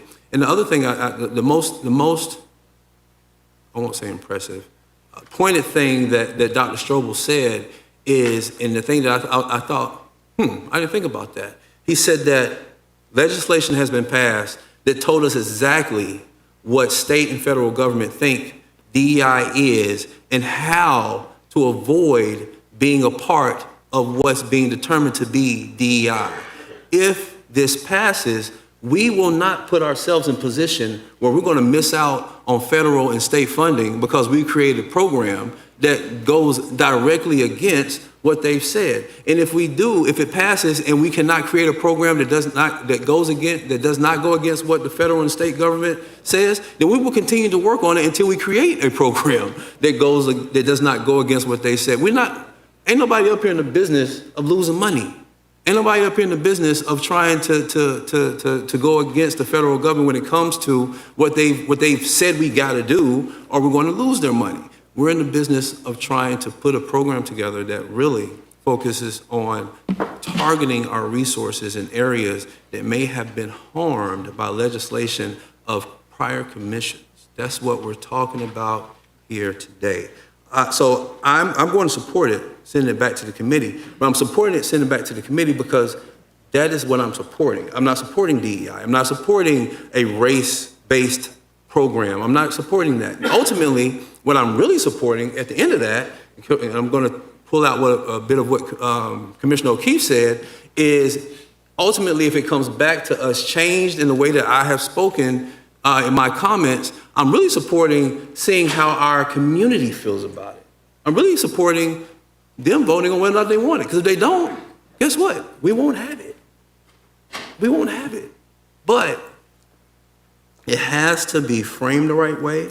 We have to think of it in the right way. We have to speak of it in the right way. This is not reparations. This is not DEI. This is not a race-based, gender-based program. This is none of those things.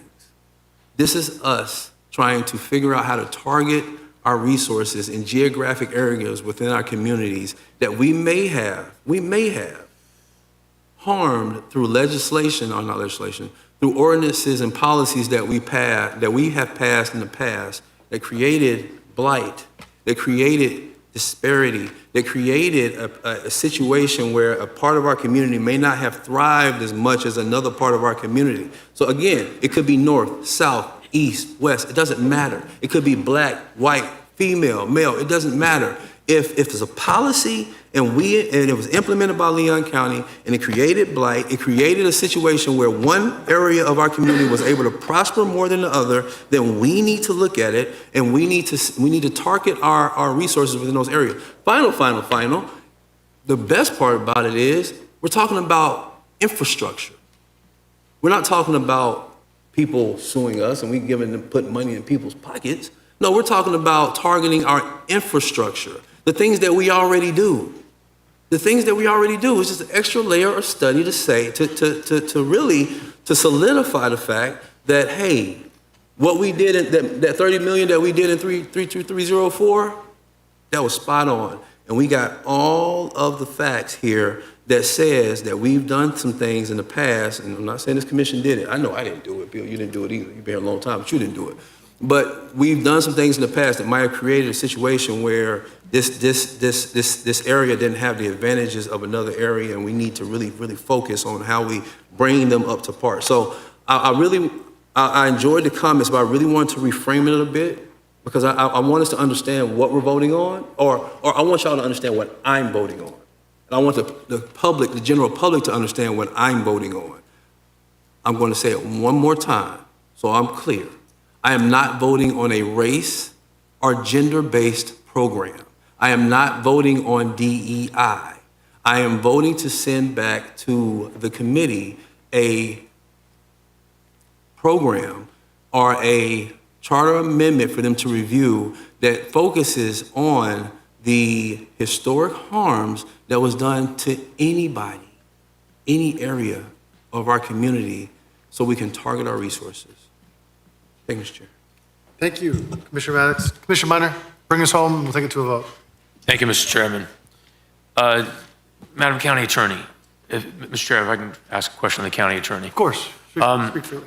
Based on what Commissioner Maddox has said and what he's described his motion to be about, and the specific direction we're providing to the Charter Review Committee, what is your assessment of the legal risk as it pertains to that?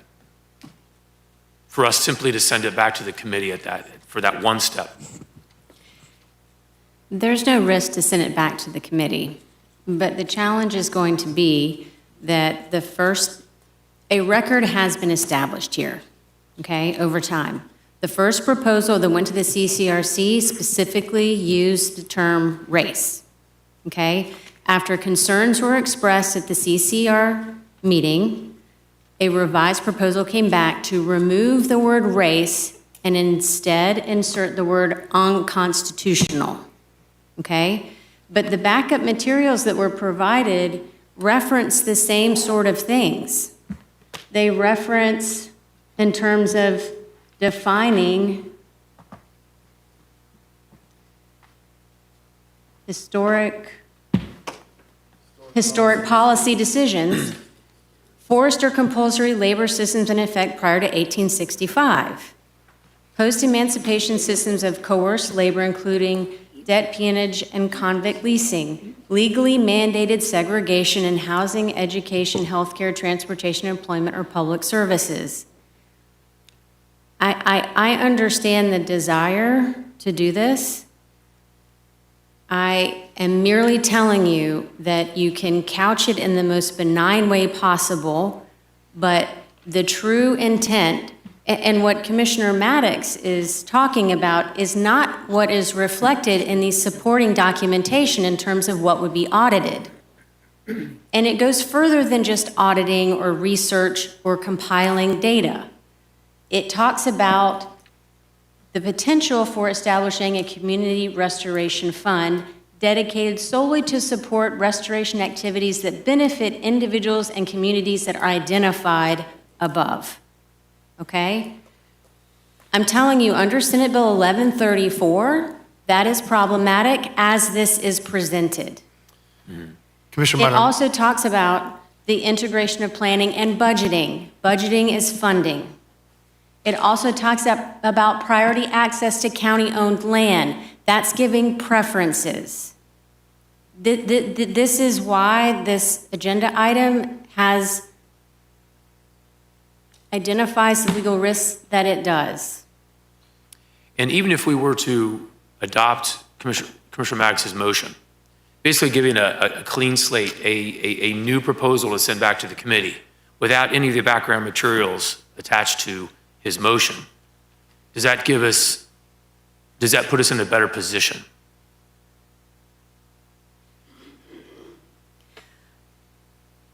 There would have to be a complete reworking of what this proposal does and what it means, and that would have to be followed.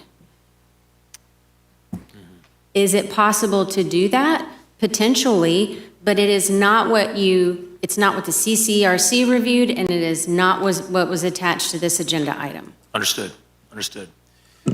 Commissioner Maddox's motion could be Second to his motion. oh, I'm sorry. But I don't know Yep, if he's going I'm down the sorry. same line I'm going down. Go ahead. Yeah. This would be a clean slate, starting anew, a directive toward the Citizens Review, Charter Review Committee to start this without any of the backup materials that you talk about in the previous work that the CCRC has done. That's how I would view this motion. Is that how you see it, Commissioner Proctor? Commissioner Maddox, is that how I saw it? Commissioner Proctor, you saw it a little bit differently than I saw it, but that's how I see it. No, but the way you said it is how I now see it. Oh, yeah, but then, yeah, that's how he sees it. Okay. Yeah, it's basically giving them a framework that gives a new slate, yes. Cleanly severed from any previous materials whatsoever. Yes. Okay. I have been proselytized to Commissioner Maddox's view. And Madam County Attorney, just to reiterate, a motion such as that, without any background materials, us voting on this tonight, sending that back to the Citizens Charter Review Committee, poses minimal risk for the county government in terms of, as you best can ascertain, poses minimal risk for the Leon County government with regard to funding or anything else. I know what Commissioner Maddox articulated, but what that looks like on paper and what would be discussed as how that would be implemented has not been fleshed out. So I cannot tell you right now. Yep. Is that different than what was previously considered and what's in your agenda item? Yes, absolutely. Is it possible that that's workable if something is developed? Yes, but until something is developed and on paper, I can't tell you whether that's high or low risk. And I apologize for taking so long on this, but this is important. Commissioner Proctor, Commissioner Maddox, if we were to actually have this put down as an agenda item that comes back to us at a future meeting so that we can review it with the county attorney, get her explicit advice on what exactly is written to provide to the Citizens Charter Review Committee, number one, do we have time to do that and still make it on the ballot if we decide to go that way? Number two, would you all accept having this come back to a future meeting where everything can be laid out black and white, the county attorney can look exactly what's being proposed, and we go from there? Yeah, I think that's prudent, because we don't want the Citizens Review down there punching in the dark, and there's no target, they don't know what they're going for. So the more specificity we extend to them, the greater their chances to galvanize support for or against a specific, but you need an axle of which their minds rotate around collectively. point of clarification, Commissioner Minor, are you asking him to reframe the motion so we have an agenda item come back to us before we send it back? Exactly. So my recommendation as a friendly amendment, Commissioner Proctor, if you accept it, is to have this agenda item come back to us at the next meeting, explicitly writing out what our directive will be for the Citizens Charter Review Committee. The county attorney can then look at that explicit writing and tell us what her opinion is on what risk that might pose to the Citizens Charter Review Committee if it comes back, et cetera. Assuming we have time to do that and still, if we choose to, proceed to move that to the ballot. Mr. County Administrator, do we have time? Just very quickly, I just wanted to give you, I wanted to foreshadow a little bit in terms of what will come back to you. And I realize how slippery these issues can get.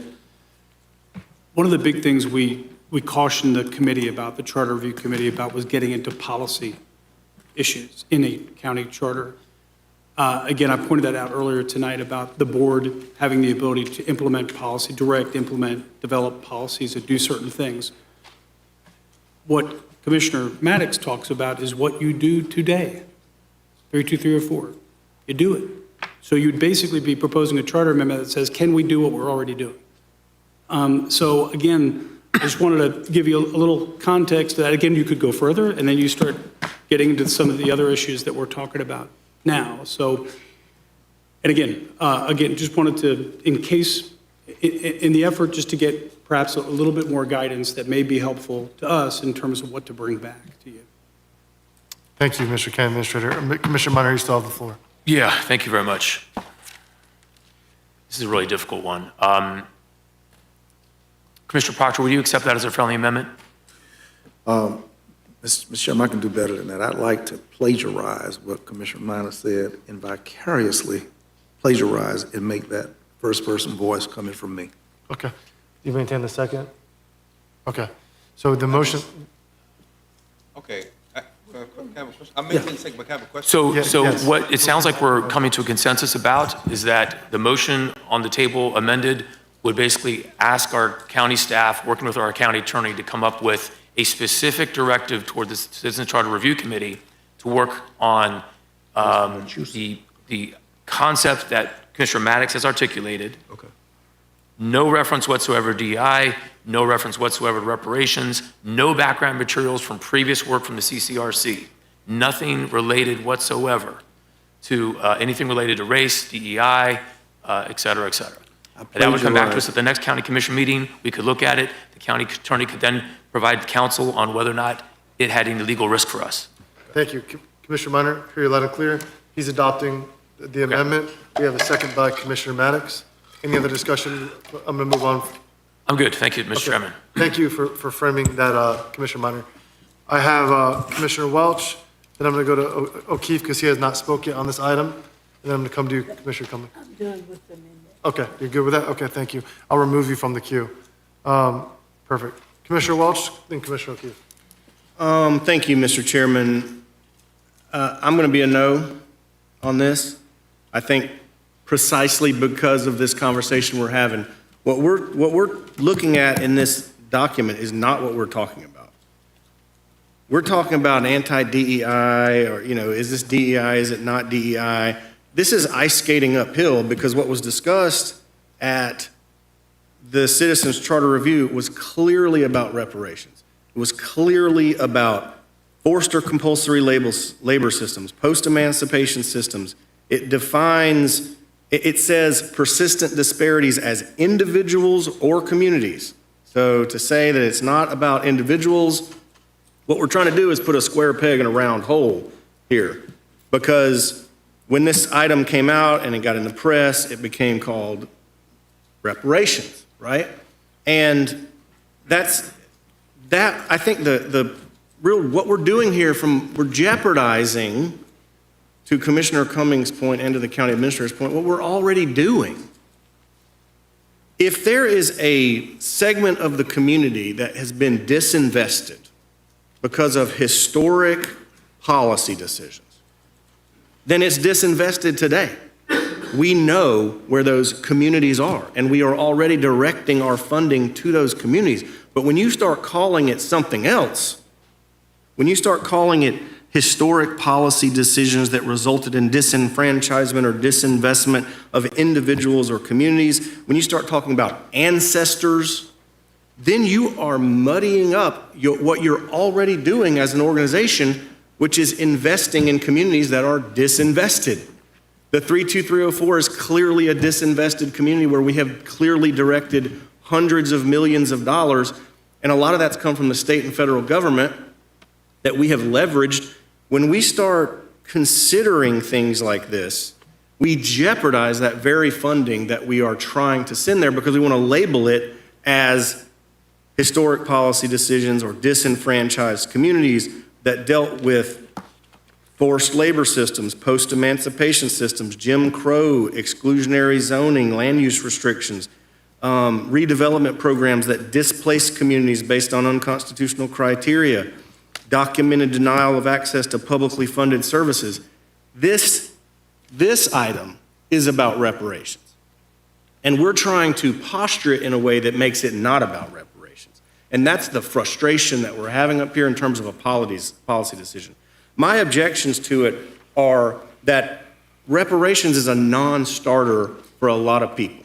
When we start talking about spending current taxpayers' money to impact people whose ancestors experienced, segregation or racism or slavery or things like that, that becomes a very controversial issue. That then, now with the environment at the state and federal government, jeopardizes the very foundations of this organization and what we are already doing. You are jeopardizing your own seats at this table if you support what's in this item.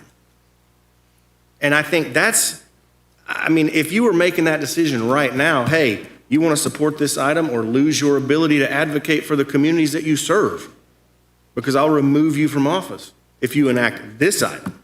Would you take that deal? I bet you wouldn't. So really it becomes an issue of, it's very clear what this is about. The frustration they're experiencing is that they're trying to figure out what we're wanting to do in terms of not making it about DEI, but not making it about reparations. Well, then what's it about? Right? So that becomes the thing the needle they're trying to thread. And I would say to you, and putting it in the charter, I think, is a terrible idea because, again, you are establishing policy through your charter. Again, we can get up here and we can say we apologize for slavery. We unanimously supported that on this board. We wholeheartedly agreed with the idea that we should put out a statement, a proclamation, a resolution that we apologize for slavery, knowing the history of Leon County through that era. But now you are directing funds specifically to individuals and communities because of slavery. That is a bad policy decision, in my opinion, especially in light of the fact that you already do it sort of automatically anyway. You're already directing funding to disinvested communities, to people and communities who have experienced discrimination, historically or otherwise. And so I think it's a really slippery slope that we're playing with. I think that it's dangerous for not just the county's current efforts, but I think everybody up here's political seat and ability to advocate. So I will not support even the thing that's on the dais now, because I don't think they know what they're going to bring back to us. I mean, I don't think they are given. We can give them clear direction to bring back a policy, but at that point, why do we even need the Charter Review Committee? We don't need to kick anything back. We can just bring something to our board and put it on the ballot, whatever we want, right? So I think that we're going to need to give them a lot clearer direction of what exactly we're trying to achieve here if we want it to come back to us and make any sense at all. So I hope I could sort of explain that in the best way possible. But again, my reading of this analysis is very clear. It is very defined about what exactly this proposal is considering. And this proposal right here is trouble based on the Senate bill that the governor is surely going to sign.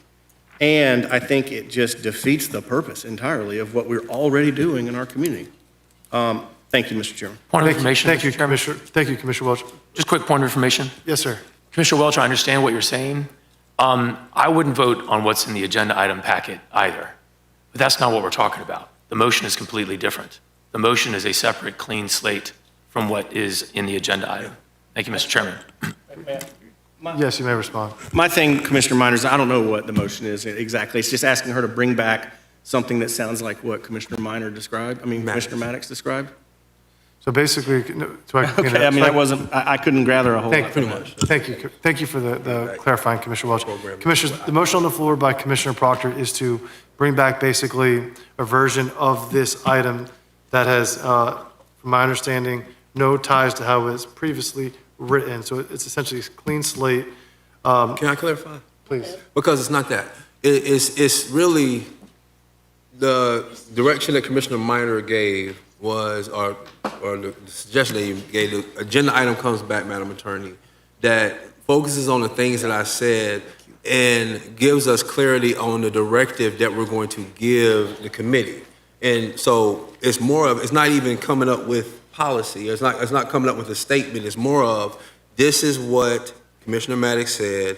This is the framework of what it looks like, and then taking it back over there to them. And if they have policy that goes with it, then they can talk about it that way. Is that correct? So here's what I want, Commissioners, here's what I want to do. I would like a clean stated motion, a clean stated question on the floor. So that way there can be a proper second, staff has clear direction, and every commissioner knows what we're voting on. And if we can't get to a clean question for the board to discuss, then we should not debate it. Yes, sir. Okay, so Commissioner Proctor, if you need a minute to just ask the question cleanly. Mr. Chairman, I'd like to withdraw my motion and yield to the more clearer mind of Commissioner Minor. Commissioner Minor, you're recognized to make a motion. Thank you, Mr. Proctor, I think. So what this motion would do would be to ask the county attorney and the county administrator to work to bring back an agenda item to us at the next county commission meeting. That would provide a framework for the points that Commissioner Maddox eloquently made. A clean slate, no reference whatsoever to background materials from previous work. No reference even to this agenda item we're looking at now, but one that addresses the points that Commissioner Maddox made. And basically having us review that, we could decide whether or not we want to send that back to the Citizens Charter Review Committee or deal with it ourselves. We don't have to go to the CCRC if we're satisfied with what has been presented. But that's the motion. Okay, thank you. Second. We have a motion by Commissioner Minor, second by Commissioner Proctor. Listen, the reason why, my interpretation, I feel like I know what you're trying to do, what the board's trying to get at, but then we're piggybacking off saying what Commissioner Maddox was trying to do. I feel like the question's not very clear, right? And so, to me, I want to get to a point where we can vote on it, right? I can verify it. So withdraw your motion, and I want you to make the motion since you're referring to his points. All right, that's fine. I'll withdraw my motion. I think I can do it. All right, here we go. Everybody ready? All right. I'm sorry, Madam. Immediate pass. Thank you. Immediate pass. So my motion is for staff to bring back an item that looks nothing like what we're looking at right now, that looks at historical harms, that does not include gender, race, anything like that. It's just legacy. It's just historical harmful policies that look at geographical areas. Okay, bring it back to us in a way that could actually work. This does not violate anything, any state or federal laws or anything like that. I need a framework for it. And what I'm asking for is not for the policy itself. I'm asking for a directive that we can give to the CRCC that they could then take that directive and create something that can be sent back to us for our consideration to be put on a ballot. Second. Okay. Does that make sense? Correct. Motion on the floor, moved by Commissioner Proctor. Moved by Commissioner Maddox, second by Commissioner Proctor. Commissioners, everyone understand the motion? Okay. Mr. Vice Chair, do you mind yielding to Commissioner Cummings? Okay, Commissioner Cummings, then Commissioner O'Keefe, and then we're voting on the item. Okay, thank you. Thank you, Mr. Chair. Two things. I also wanted to mention, I agree that this particular amendment should not be part of the charter. It's policy. I think at any point in time, we as a commission can vote on a policy. The commission staff can look at it. I think it's totally inappropriate for this to go in the charter as a charter amendment. I don't think we generally put policy in the charter. I think we approved some language that one of the charter amendment members, I believe it was Darrell Jones, recommended that we have a statement in the charter, just generally recognizing, I guess, the humanity, or I can't think of the specific word, but I think something like that globally is appropriate for the charter. But I don't think this language is. And the other thing I want the commission to recognize is, even though the charter amendment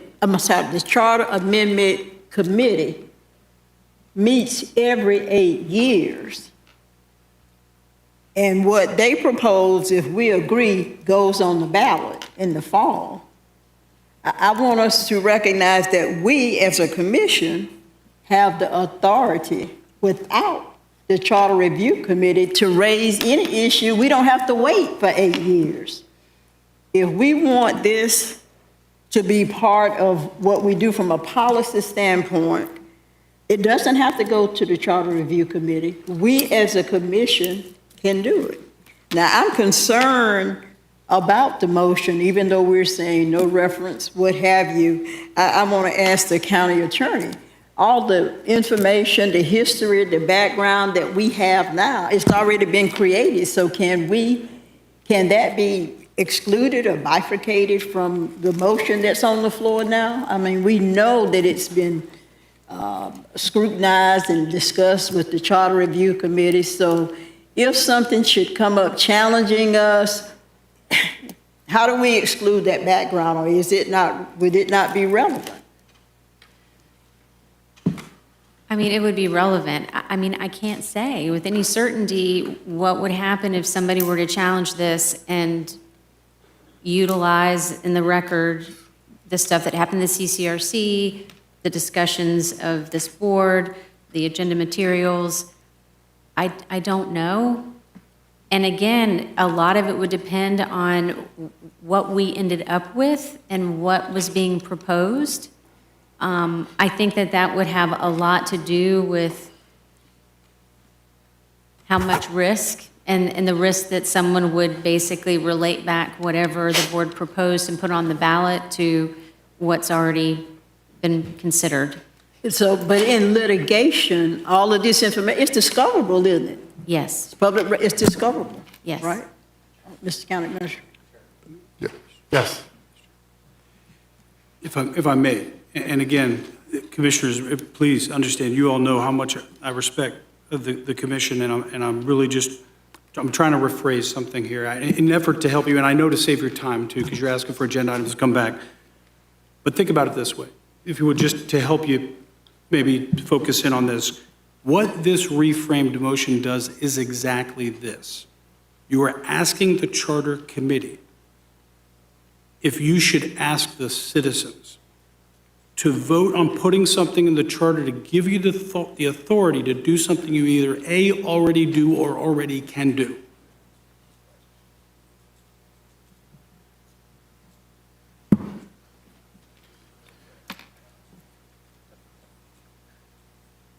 Is that it?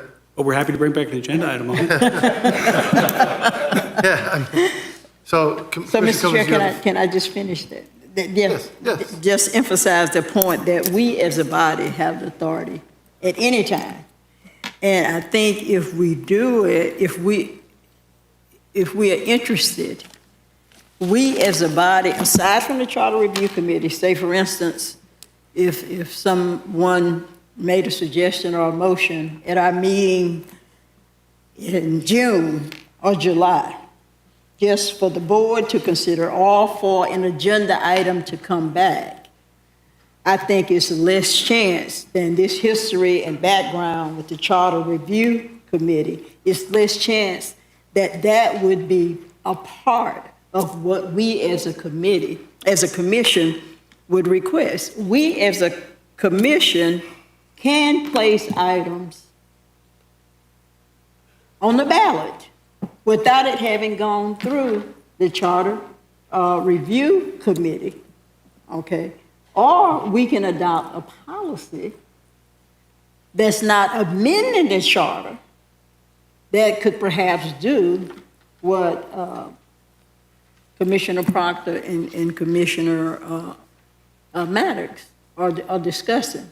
But I'm just concerned that even sending this back, for them to come back with an agenda item, changing the language, the history is already there. The documents are there. With litigation, they're discoverable. We can't destroy them. So we've got a paper trail. Thank you, Commissioner. Thank you, Mr. Chair. Yes, ma'am, thank you. Commissioner O'Keefe, last comments, then I'm gonna talk and we're gonna vote. Thank you, Mr. Chair. Real quick, I'm going to support the motion to bring back the agenda item. Personally, just me, if we wanted to direct something, I think we just direct it now, but I know we want to make sure we're very clear on this, so I'm supporting the agenda item. And I understand concern about old policy, old proposal versus new proposal, but the way I understand this is, and I think we have every right to take into consideration new information, new legislation into a new proposal. This proposal went from the CCRC, it came up. We said we wanted to come back for more. We got information about illegalities and new state laws. We can't do what we originally asked for, but we do want to look at historic harms that are not within what we found out the law was not allowing, and that's what we're coming back to ask for. And I really just want to make sure I identify that reframing, and that's where we're supporting it is. We found out what we can't do in the old proposal, and we are starting fresh with finding out what we can do and changing that based on new information. Thank you. Thank you, Mr. Vice Chair. All right, Commissioners. Mr. Chair, just for clarification, Yes, ma'am. this is just for an agenda item to come back. Yes, That's ma'am. on the floor now, right? Yes, ma'am. Commissioners, here's where I'm at. I've heard an abundant amount of, honestly, very logical debate. The arguments of this is a policy issue, we do this anyway, or, even the points that Commissioner Welch made are very logical points.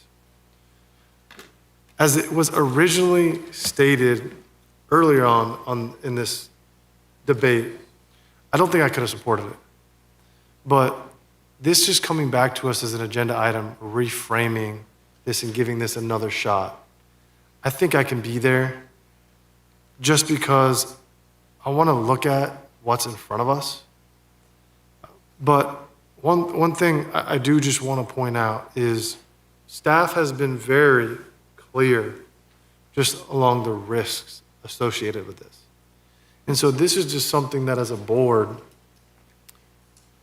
we need to be conscious of and understand.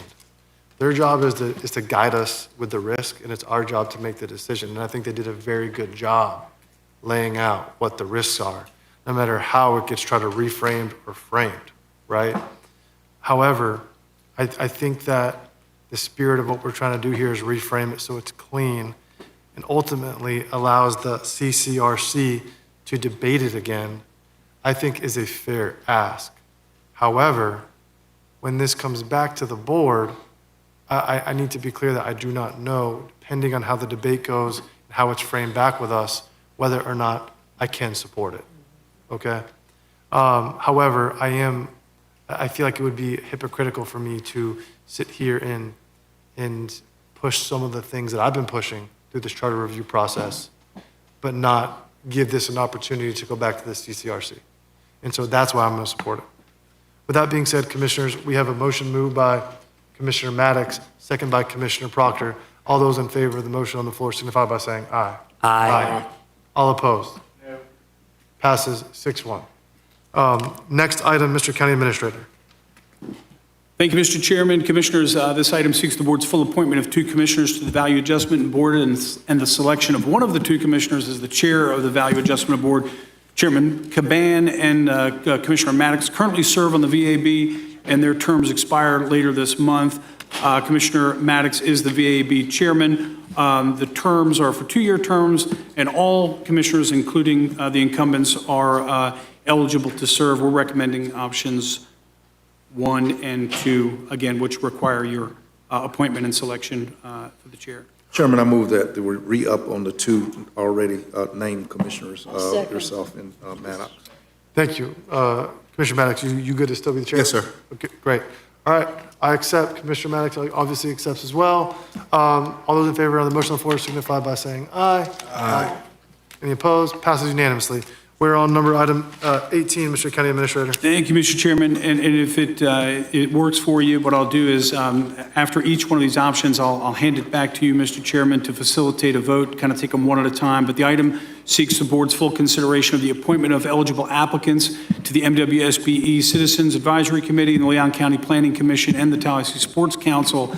Option 1 seeks your reappointment of one citizen, Carol Reapy, to the Architectural Construction Engineering seat of the MWSBE Committee for a 2-year term. It would require that the applicant request a waiver for conflict of an employment relationship. Should the board choose to reappoint Ms. Reapy, it would be necessary for the board to waive the conflicting employment relationship disclosed on Form 4A by a 2/3 majority vote.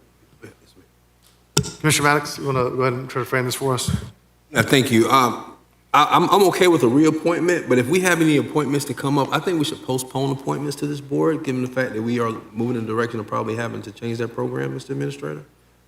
Yes, it was just a matter of timing, and we were going to do that as these appointments come up. We were. I'm talking about for option 1? Yeah, but, so are you, let me ask you this, Mr. Administrator. Should we postpone this, or should we move forward with this? We're very happy with postponing it. It's just that we had items slated for We'll postpone, I'm okay with postponing this. Well, just the one for the MWBE, given the fact that we're probably going to move in the direction of a different program, I'll postpone You it. want to make a motion to postpone those 2? That's option 1 and 2, yes, I'll postpone options 1 and 2. Second. My staff recommendation says reappoint one citizen. Carol Rippey. Yeah, but it's MWSB. It's MWSBE, and given the fact that we're probably going to move in. I know, but what I'm saying is you're saying you want to, Postpone on. Option 2. Those appointments. yes, you need to, I know, but what I'm saying is you need to make a motion to postpone and I not did. appoint. Oh, okay, I didn't hear that. I thought you said you moved option 1 and 2. No, postpone. Gotcha. Okay, so we have a motion on the floor to postpone options 1 and 2, Yes. seconded by Commissioner Proctor. All those in favor? Hold on, Mr. Chairman, weigh in on this, right? Okay, great. This is that 2,000-pound gorilla, and it's difficult for me to understand our county attorney's advisement on the previous issue and where it would place us in jeopardy and all of that. And yet, there's no counsel to us about moving ahead to a point to the Minority Women Small Business Enterprise. And this silence is Well, I reasoning think she wants to jump in right now. There's reason. Go ahead. So the thought was, with the vacancies, go ahead and fill them, understanding that staff plans to bring back a complete report in consideration of what to do about the NWBE program, but that's not happening for a couple of months. And so in reviewing that, staff decided to fill the vacancies which currently exist, but understand that staff's recommendation going forward will be to modify the program potentially, and that will depend on the board's direction to do that, but it's just not something they were prepared to do at this meeting today. So like County Administrator Long said, it's really a timing issue, but you can certainly postpone and wait. It's really your preference and what you want to do with that. Okay, thank you, Mr. Chairman. Mr. Chairman, my thoughts are very, very simple. I've said tonight that I feel like I'm a victim of racial target practice. Are we naming people we may have to send a Dear John letter to, we regret informing you, this committee doesn't exist. And the county is advised that we transition this committee to some other title or whatever. But it seems like we would be building the hopes, placing a title of belonging to something which seemingly it won't stand past January 1 of 2027. So I don't want to jerk anybody around with false illusion of inclusion. If we ain't got no MBE, let's just do a eulogy and pronounce it dead and be honest with the public. Mr. County Administrator, go ahead. No, it's really simply a timing issue. Given the board has an existing policy right now, today, existing program today, it's consistent that we fill these seats, understanding that we have a series of items set up for you all over the next several months where you all will be changing your policies and programs, and at which time it would necessitate us perhaps changing committee members. But right now, you have current policies and programs in place, and this reflects that. Mr. Chairman, can I ask maker of the motion, if you'd allow me to ask the maker of the motion, and I understand well from the heart first, and I understand well, equally as well, from the head. But the maker of the motion, if he's willing to abide by comments from the county administrator, that we move ahead as though we have a few more months, about 6, 7 more months to live, and 7 months to live is better than no more months to live, is it? He's asking to he's basically asking just to go ahead and appoint those individuals while the boards are still there. Is that what you're asking? Yeah, I withdraw my second so that we can Okay, proceed. all right, I ain't got no problem with that. Well, I'll make the motion to reappoint Carol Rippey and Danielle Andrews. So staff recommendation on those two? Option one. Yes, staff recommendation. Option one? Well, while we're at it, why not? Carol Rippey and Danielle Andrews for MWBE. For the Planning Commission, Christine Henry, and I'll reappoint as the board member on the Sports Committee. I'll reappoint the 2 members that are looking for reappointment on the Sports Council. Who are the 2? The 2 reappointments? Same, okay. All right, great. Yes. Yes, ma'am. Michael Flanks, okay, and Jennifer Meadows. And including waiving the conflict as well. Yes, including waiving the conflict as well. Yes, All sir. right, Commissioner Pop, you second that? Yes, sir. Okay, we got, everyone understand the motion and the, Mr. Chairman, I'll ask one question. Yes, sir. As these names come to us, in particular Sports Council, just on page. You want to be on the Sports Council, don't you? No, my eligibility has run out. But the diversity of current membership, county attorney, are these words going to remain as we have 17 seats? They each are named by gender, they're named by race. Are these categories going to? I'm sorry, Madam Chair. Participate? Commissioner Proctor, if you remember a while back, I asked for the breakdown of the boards to be placed so we know. It's not mandated. I asked for our own information. It's not policy. I asked for our own information for it to be as a part of the agenda item so we know what the breakdown is. I want to know, is this going to remain legal? Can we publish this in our agenda item?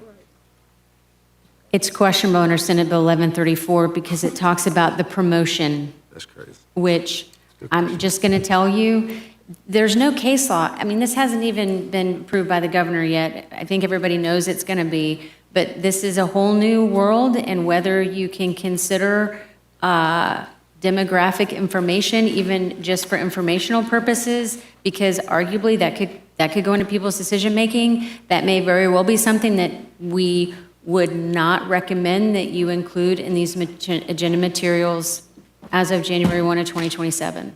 And I think that if we're going in that direction, that the question of race should come off of the job application for county jobs as well. I mean, let's be uniform. All right, Commissioners, let's take this to a vote. We have a motion moved by Commissioner Maddox, second by Commissioner Proctor. All those in favor of the motion signify by saying aye. Aye. Aye. Any opposed? Passes unanimously. All right, Commissioners, we are on citizens to be heard on non-agenda items. Mr. County Administrator, any speakers? Thank you, Mr. Chairman. We have about 6 or 7 speakers here. The first speaker, Kevin Langston, to be followed by Juniper Curtis.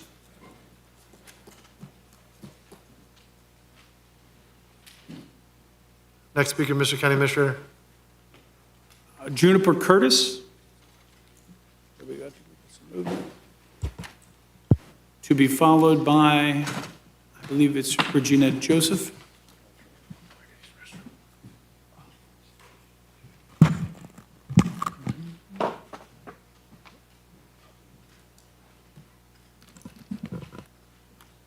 Name and address. Name and address for the record, please. You have 3 minutes. I'm sorry. Yeah, Juniper Curtis, 632 West Georgia Street. I'm here with the Tallahassee Community Action Committee to demand that the Leon County Sheriff's Office release all files related to the death of Keith Lee in LCSO custody. We need public records, an emergency public hearing, and accountability for how the LCSO budget is being used against the people of this community. On March 31st, 2026, we submitted a request for all files related to the death of Keith Lee, who was tased by LCSO officers before dying in custody. The request was approved and paid for, but now LCSO is telling us that the case was closed by accident and that they are refusing to release the files because actually it's now an active investigation. How can we trust an investigation they accidentally closed? This death cannot be kept behind closed doors. We need the county commission to hold a public hearing. We need LCSO leadership to answer questions from the community and provide honest, transparent answers. What timeline of events led to Keith being tased? What kind of aid was rendered afterwards, and who was there to render it? Why did Keith die, and how could LCSO have prevented it? These files should be public. The people of Leon County deserve to know how LCSO conducts itself and where their tax dollars are being spent. The county commission controls nearly all of the LCSO budget, so they have a responsibility to hold LCSO accountable. Over the past year, LCSO has had at least 3 other in-custody deaths. There's a clear, blatant pattern of misconduct, improper aid, and unanswered questions. How can the county give more money to LCSO, well over $100 million every year, only for them to fail at their only job of protecting people? How can they ignore public records requests, hide investigations, and face no accountability? If this commission is meant to represent the people of Leon County, where is the representation for Keith Lee? Each and every member sitting here needs to demand transparency. They need to demand accountability. They need to demand a release of all files and demand justice for Keith Lee. You cannot allow the police to act with impunity, and you cannot allow members of this community to keep dying under your watch. Thank you. Next speaker. I wanted to be, first of all, I appreciate your comments and all who came to speak on Keith Lee. I wanted to let you know before your comments. The sheriff, though we fund him, is his own constitutional officer. We cannot mandate that he do anything. We cannot make him come to anything. We can't even withhold his budget, the budgetary money that we give him. We can't even withhold that. He's the only constitutional officer that can go to the state and petition that we must give him the money that he has asked for. So let's say there's a disagreement between the money that the sheriff's asking for and the money that we want to give him. He's the only constitutional that can go to the state and petition the state to say that he is deserving of the dollars that he has asked us for. And so I appreciate your concern. I just don't want you to think that this board controls the sheriff's office. It's not like the city. The sheriff doesn't work for us. He makes his own policies. He makes his own decisions. He runs his own ship. And so though I'm not, this board is very willing to listen to everything that you all may have to say, I want you to understand how policy works at the county level as far as the constitutionals are concerned. And I don't want you to be disappointed in, I guess, our lack of ability to mandate that the sheriff, even if we had a workshop, we can't mandate the sheriff come and explain anything, especially if it's an open investigation. And so I just wanted to give perspective to the conversation that we're having so that so you guys understand where our jurisdiction lies and exactly what we can and can't do as a county government concerning the Leon County Sheriff's Office. Thank you, Mr. Chair. Thank you. Name and address for the record. Regina, Tallahassee. I'm also with the Tallahassee Community Action Committee. And you all are elected officials whose salary comes from our tax dollars. And instead of saying what you can't do, you should be talking about what you can do. You can demand an investigation. You can demand a public hearing. You have a relationship to be able to put pressure to Walt McNeil. There's campaign strategizing where you have your primary targets and your secondary targets. Your primary targets are the people who can give you what you want. Your secondary targets can move your primary targets to get what you need. You can do way more than saying that you can't do anything. Because what happened is that a man was killed in Leon County Sheriff's Office custody. A man that is a pattern of multiple other people who have been killed in Leon County jails and by Leon County Sheriff's officers, and there's no accountability whatsoever. So instead of talking about what you can't do, talk about what you can do. Talk about what it's like for Keith Lee's family to know that he is gone and that they will never see him again. You have control over Leon County Sheriff's Office, 98% of the budget. So you can do something. No, do something.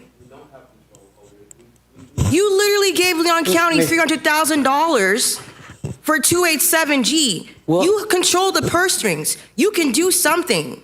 We're going to rein this back in for both Commissioner and the public speaker. Keep going in. I'm sorry. To the entire commission. Thank you, Commissioner.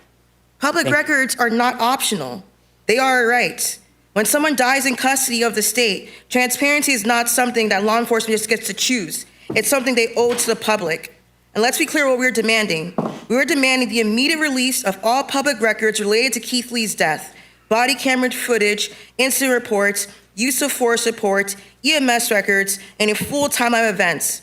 Because right now, what we have is not clarity, we have silence. And silence in situations like this creates fear, distrust, and suspicion. This is why we're demanding that this county commission holds an emergency public hearing, because it is your job to listen to your constituents. This cannot be handled behind closed doors. The sheriff's office must answer questions in front of the public. The family must be able to speak. The community must be able to speak, and everything must be placed on the public record. Because if the truth can stand, then it should be able to stand in the light. And I want to be clear about something else. You may not control the sheriff directly, but you do control the budget. The commission funds 98% of the sheriff office budget. That means you have power, and with that power comes responsibility. We are demanding that there is no increase of funding to LCSO without full transparency. We are demanding that funding be tied to compliance with public record laws and clear reporting on in-custody deaths, because public money should never fund secrecy.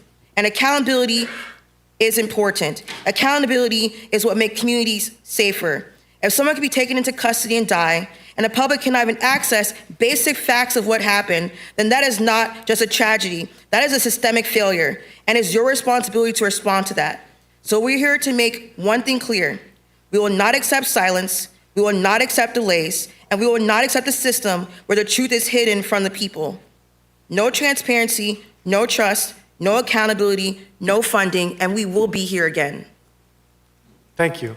Mr. County Administrator, just a point of clarification. I'm trying to help me understand what issue we're talking about. Are we talking about this recent, I think I saw on the news where the sheriff tased somebody because he was holding him hostage at knife point? You have more than I do. Yeah, I don't think we have the facts of really surrounding the case. I think I remember seeing that, but I just, if I'm understanding correctly, I believe this to the board understands, I believe there was someone being held hostage at knife point, and law enforcement saved the hostage's life by intervening. So just want to make sure the board understands. But next speaker, please. Yes, Thomas Spears to be followed by Delilah Pierre.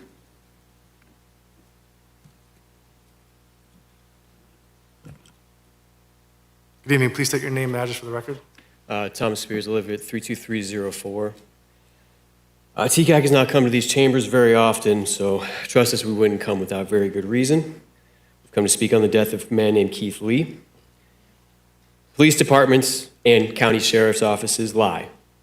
That's not a supposition, that's an analysis. They distort stories to fit their needs. The LAPD said that they swarmed Rodney King in order to subdue him. They didn't say anything about beating him with batons for 90 seconds while he was on the ground, unable to defend himself. The Minneapolis Police Department said George Floyd died of a drug overdose. They didn't say anything about the knee on the back of his neck, pinning him to the ground for 9.5 minutes. And that's just two of the most prominent examples. Easily thousands or tens of thousands of other examples happen that we never hear about. This situation with Keith Lee here in Leon County this year is at best concerning. That's why TCAC made the body cam records request.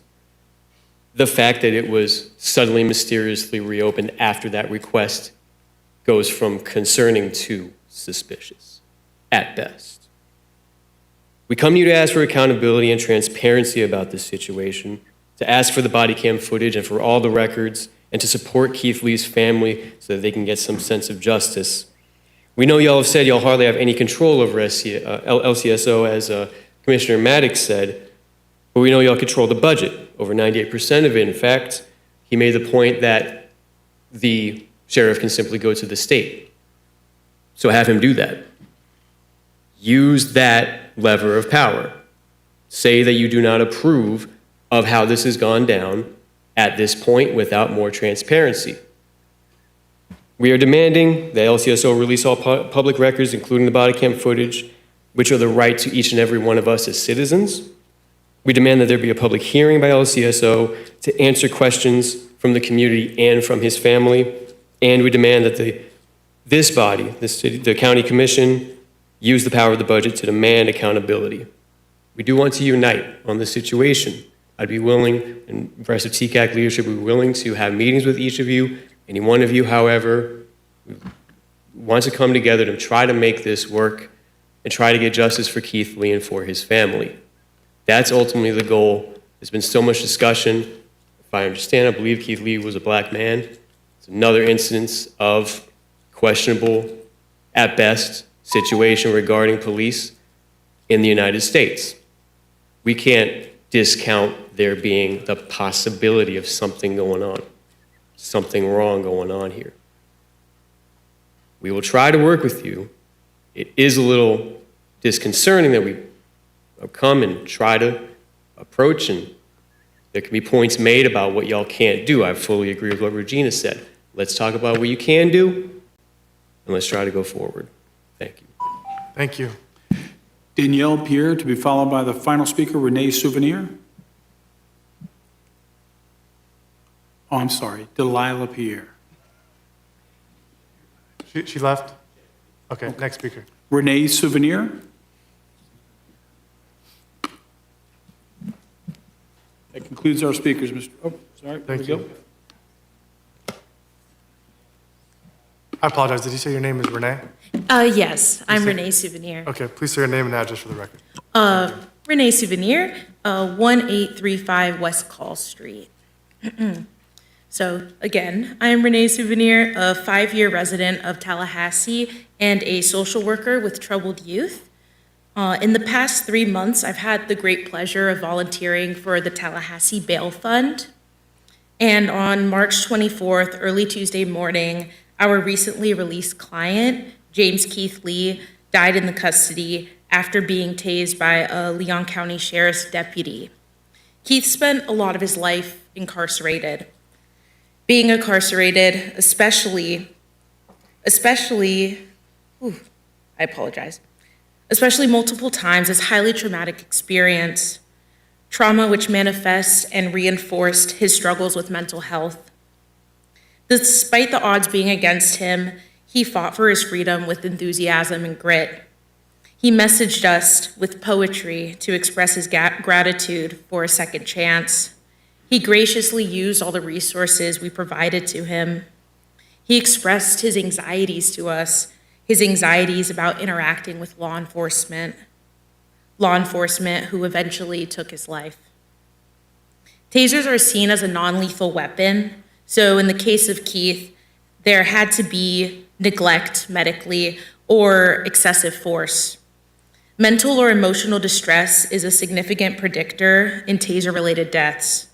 Officers tend to tase individuals appearing to have mental health crises multiple times when compared to other arrests. Similarly, being tased while detained is more likely to lead to taser-related death, as vital airways may be blocked depending on the position of the detainee. But we don't know how many times Keith was tased. We don't know if he was lying on the floor, against the hood of a car, on a wall. We don't know if the officers were told about the pain he was having in his body. We don't have answers. We are desperate for answers. We want to see the body cam footage. We want to know why he wasn't taken to the hospital. We need these answers not only for the sake of justice, but for protecting citizens who are confused and scared as being placed under arrest, seen as resisting when having a mental health crisis, and deprived of medical care after absorbing multiple shocks to their potentially fragile bodies. Please advocate for the release of the body cam footage, for answers, for safety, and for closure. Thank you. Thank you, Renee. That concludes the speakers, Mr. Chairman. Okay, great. Commissioners, we are on now this commissioner discussion items. Mr. County Administrator, do you have any business to discuss? No chance, Mr. Chairman. Madam Attorney? I have one matter for the board. We received notification as part of the opioid litigation, which this body entered into an agreement on many years ago. We have 6 regional distributors / dispender defendants who have proposed to finalize settlement agreements over related to the opioid litigation and their role. These organizations are Associated Pharmacies, Inc., J.M. Smith Corporation, Louisiana Wholesale Drug Company, Inc., Morris and Dixon Company, North Carolina Mutual Wholesale Drug Company, Inc., and United Natural Foods, Inc., including their subsidiaries. Again, it is proposed that the board enter into a settlement agreement to settle all claims against these particular distributors and dispensers.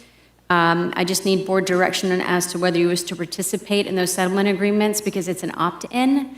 And so I'm recommending that the board authorize these settlements and authorize me to sign the participation agreements on behalf of the board. Mr. Chairman, I'm sorry. Go ahead, Commissioner Proctor. Mr. Chairman, I move upon the advisement of County Attorney Osing that our board agrees to support our participation in the litigation she's brought before us, and that we'll be a hearty collaborator with the other plaintiffs to receive settlement for any of proceeds. Great. Motion moved by Commissioner Proctor, second by Commissioner Cummings. Any discussion? With authorization to sign? Okay, Yes. thank you. Yes.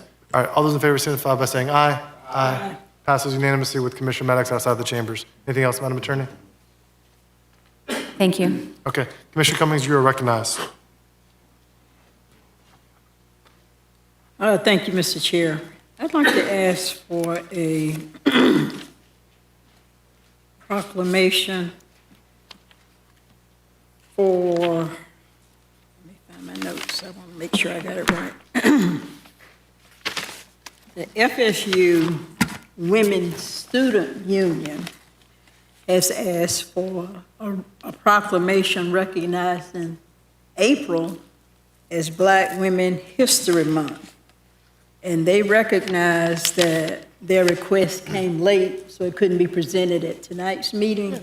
But their request, and I moved for a recommendation, a proclamation at their request to be presented at FSU at some later date.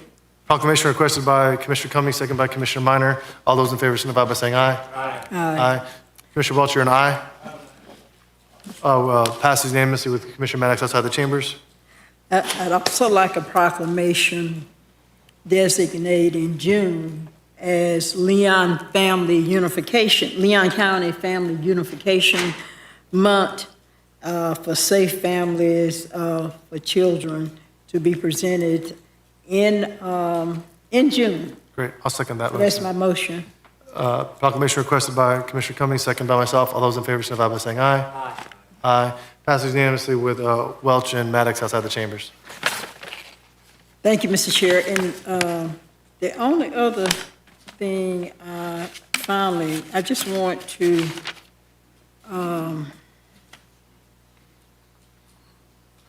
thank those individuals, and some are still here, they came out earlier as a show of support for me. It's been an extraordinary, remarkable meeting for me. And I just want to express my gratitude for all of those that came. And when I was thanking individuals, I forgot to thank the best chief of staff on planet Earth, the best commission aide on planet Earth. Oh, he's in here.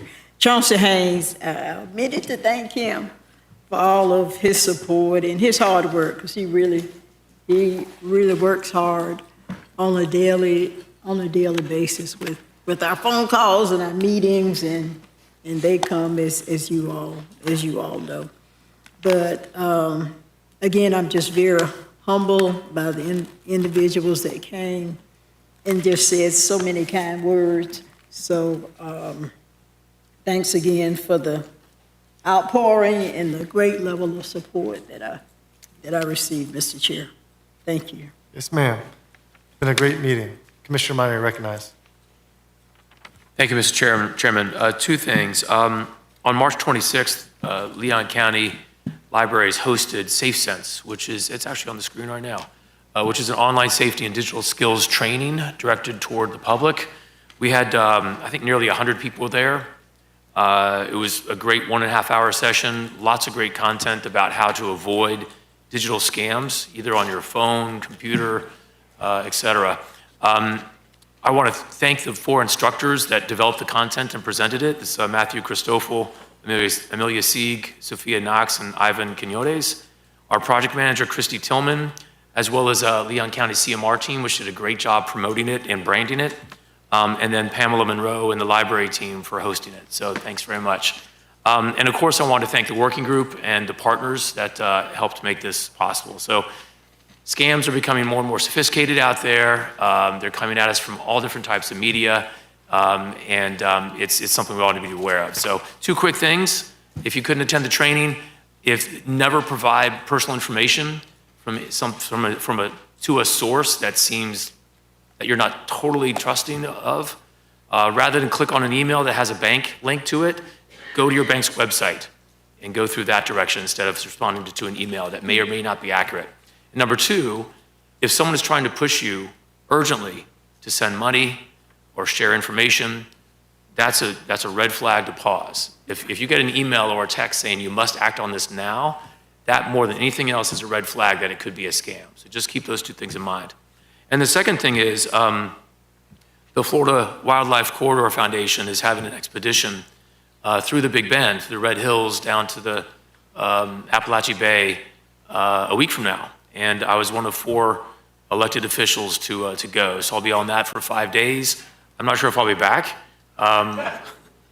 We'll see how it goes. But hopefully it's not like Survivor, because I'll be the first one voted off. But when I do come back, I'll probably be sunburned and all that kind of stuff. But I'm looking forward to it. It should be a great experience. The whole point of it is to help promote awareness of the importance of Florida's wildlife corridors. Yes. These are things that preserve the ecology of the state of Florida. And it's got, 5 years ago, there was legislation passed that was unanimously bipartisan within our legislature. And if you know our legislature, you know how hard that is. So this is something that receives a lot of statewide support. And just so you know, for the record, I'm paying for my expenses personally. So thank you, Mr. Chairman. Commissioner Minor, will you please wear your blue blazer on the trek? And take random photos in swamps and in tree stumps? Thank you, thank you. Where's Commissioner Minor? Mr. Vice Chair. Thank you, Mr. Chair. First, I'd like to request a proclamation designating May as National Bike Month, recognizing bicycle use as a means of both transport and recreation in our community, and will be presented at a community event. I second. Proclamation requested by the Vice Chairman, second by Commissioner Cummings. All those in favor signify by saying aye. Aye. Passes unanimously with Commissioner Maddox outside the chambers. Thank you. The other thing is I do want to thank the members of TCAC for coming and speaking up and bringing accountability. I am familiar with the public information about that incident, and of course, all life is worthy of, any loss of life is tragedy.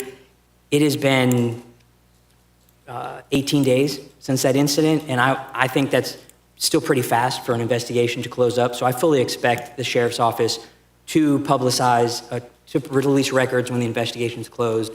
And of course, I'll keep up with it and follow up and ask about it if in time that doesn't. But seems reasonable to still be in an active investigation at this point. I was at a veterans event, a couple of veterans event, and one of the things that was asked about was consideration of extending bus service on Appalachia Parkway, from where it ends at Walmart, out 1.5 miles to the Tallahassee National Veterans Cemetery. This came up, it can be good for a lot of people, but it came up particularly with members of the community who work with the Veterans Treatment Court, because many of those veteran participants need to do community service, and they proactively want to do that at the National Cemetery, which obviously makes sense, but without a car, there's not really a safe way to get out there. So I know that's a cooperation with the city issue, and so I was going to ask staff if I could get information on that, or has that been considered in the past, that extending that 1.5 mile stretch? I'm not sure if that one specifically has or hasn't, but we can get that information to you.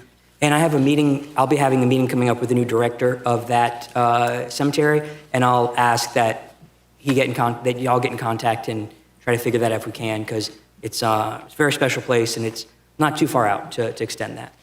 Plus, the city has annexed well out past the National Cemetery. I'm sure they have. What? Okay. Okay. So, I do want to make comments that following everyone who came to support our esteemed colleague, Commissioner Cummings, and to say that I missed the moment last meeting. And I've thought about it more, and I did miss the moment last meeting. And I'm going to make some assumptions that, put it this way, the initial letter certainly had information we needed, but there certainly was some disrespectful language in there and a tone of disrespect. And when I was thinking about Commissioner Cummings' reaction, what I was missing, I think what I was missing, is that when Commissioner Cummings graduated UF Law School in 1981 and came to work here, I would imagine there was a level of disrespect she may have had to fight through due to her race and her gender. And so I could only imagine any level of disrespect when asking about this issue, given the incredible trailblazing success she has had through a time like that, matters. And I apologize for not putting that together sooner. What we have is legitimate questions raised about diversity in our legal department, and they do deserve serious engagement, not more memos. And an apology was given, and I hope that closes the personal dispute. But I want to be clear about what I see happening here, because it is bigger than that moment. We have a black woman commissioner who is also the only lawyer on the commission, who is asking about representation at county staffing. And at the same time, as mentioned, we have a black judge, black woman judge, following a law as written, facing calls for impeachment from the state. And it's a pattern we need to see, and it's something we need to be able to address. The issue of if we have enough diversity that represents our community is not a distraction. It is central to who we are and who we claim to be. And we can't have our answer to that question be silence, including when we have faced legal threats about asking about it. And we have a bigger problem. I believe in this community. I believe in the values of inclusivity, of diversity and equity that our county has committed to. And I believe, as we've discussed, we know those are under legal attack. And so I at least will make my commitment to this, that we will address the core issue that started this debate, that we won't look away as that issue fits into the broader issue that still needs addressing. The diversity of our staff, how we are able to do that, and not forget we make sure we represent our community. And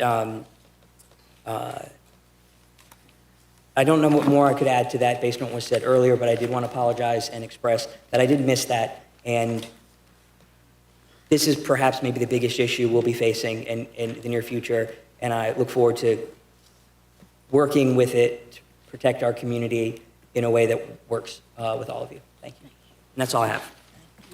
Thank you, Mr. Vice Chair. Commissioner Proctor, you're recognized. Thank you, Mr. Chairman. First and foremost, Mr. Chairman, you chair a great meeting tonight. This is a historic meeting. And the sensitivity of matters from the opening gun, you did a tremendous job. I want to extend heartfelt condolences to Mr. Keith Bowers, our staff member, who's here, lost his mother, and his mom was funeralized last week. And Ms. Bowers, I didn't get a chance to come over to your home, and but I want you to know that my family and I, we extend our deepest condolences to you. And your sister Jennifer, we love her. She's a former aide here at Leon County, and we know that the Bowers family, who you all are, and what y'all stand for over in PC. So God bless you, my brother. Mr. Chairman, I'm excited that you're going to, in this commission, I want to thank this commission for greenlighting your freedom to reimagine the fairground and what you think it needs. And, you know, hopefully you consider it needs some bathrooms, I hope. But that might be something in addition to the bathrooms conversation. We're excited about what possibilities exist. And if you need me for any reason, I'll let Ms. Chastity know, and I'm sure she'll call me personally and say, you need me.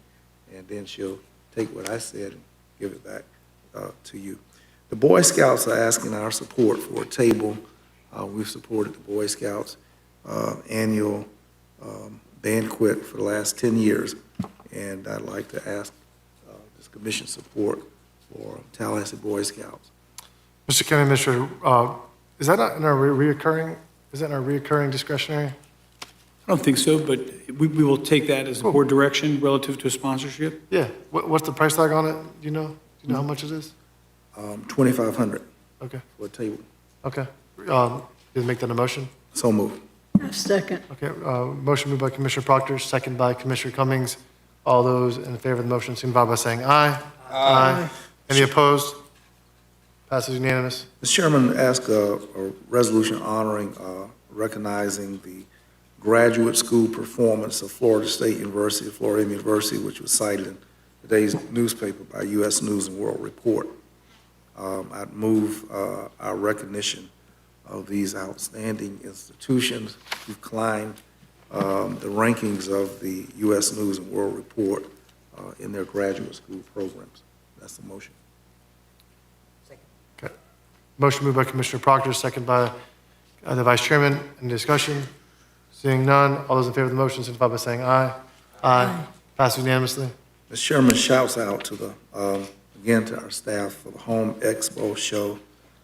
It was absolutely, it was great. It was a beautiful day, just extraordinary day, beautiful, and the spirit of the place was incredible, and so grateful for the leadership, in particular that Jelani is emerging with. Vince, I think that he's going to be a rising. Where's Jelani? He don't know he's supposed to stay till we give our benediction. It's all right. Let him know the benediction. He left. My grandmama would have killed me if I had left church before it was benediction. Anyway, he's doing a great job. His rapport with people, his confidence is rising. Staff development, I'm proud of what I'm seeing there. Thank you, Vince. Thank you, Shinkton.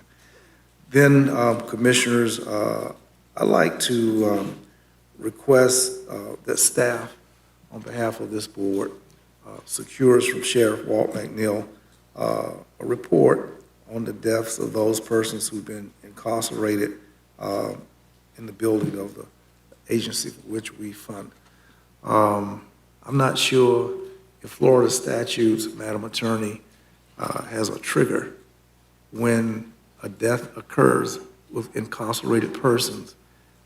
What triggers either the state, the local government jurisdiction, the state attorney, the Florida Department of Law Enforcement? What triggers those reviews? Is there anything? Does the sheriff have total autonomy that countless people die, and he's the sheriff, and so what? I like a report, notwithstanding the law of what it might be, but our board deserves to know, on behalf of the public who's asking, we like a report on what triggered the tasing, what policy did they observe. My son is in the Leon County Jail. This is very personal to me. I want to know, and I'm asking if you would secure that information. Thank you very much. Is that a motion? That's a motion. A second. Motion moved by Commissioner Proctor, second by Commissioner Cummings. Commissioner Proctor, what is the motion you would like to ask staff for what? Secure from our sheriff a report, an update on reports, public reports about deaths occurring to incarcerated individuals. You're asking for like a status report on previous deaths in the Leon County Jail? Right. There have been, as pointed out, there have been multiple. I believe that we should have a standing policy. Yeah. Was this officer involved in? I think he's talking We about want to know. jail. Deaths, yeah. Yeah. Huh? We need to know what happened in the custody of a sheriff deputy, what happened to a citizen. Commissioner Proctor, That's a couple, motion. a couple things real quick. I'm going to jump in here. I'm okay as long as there's not an open investigation, right? So right now, I think what they were referencing was an open investigation.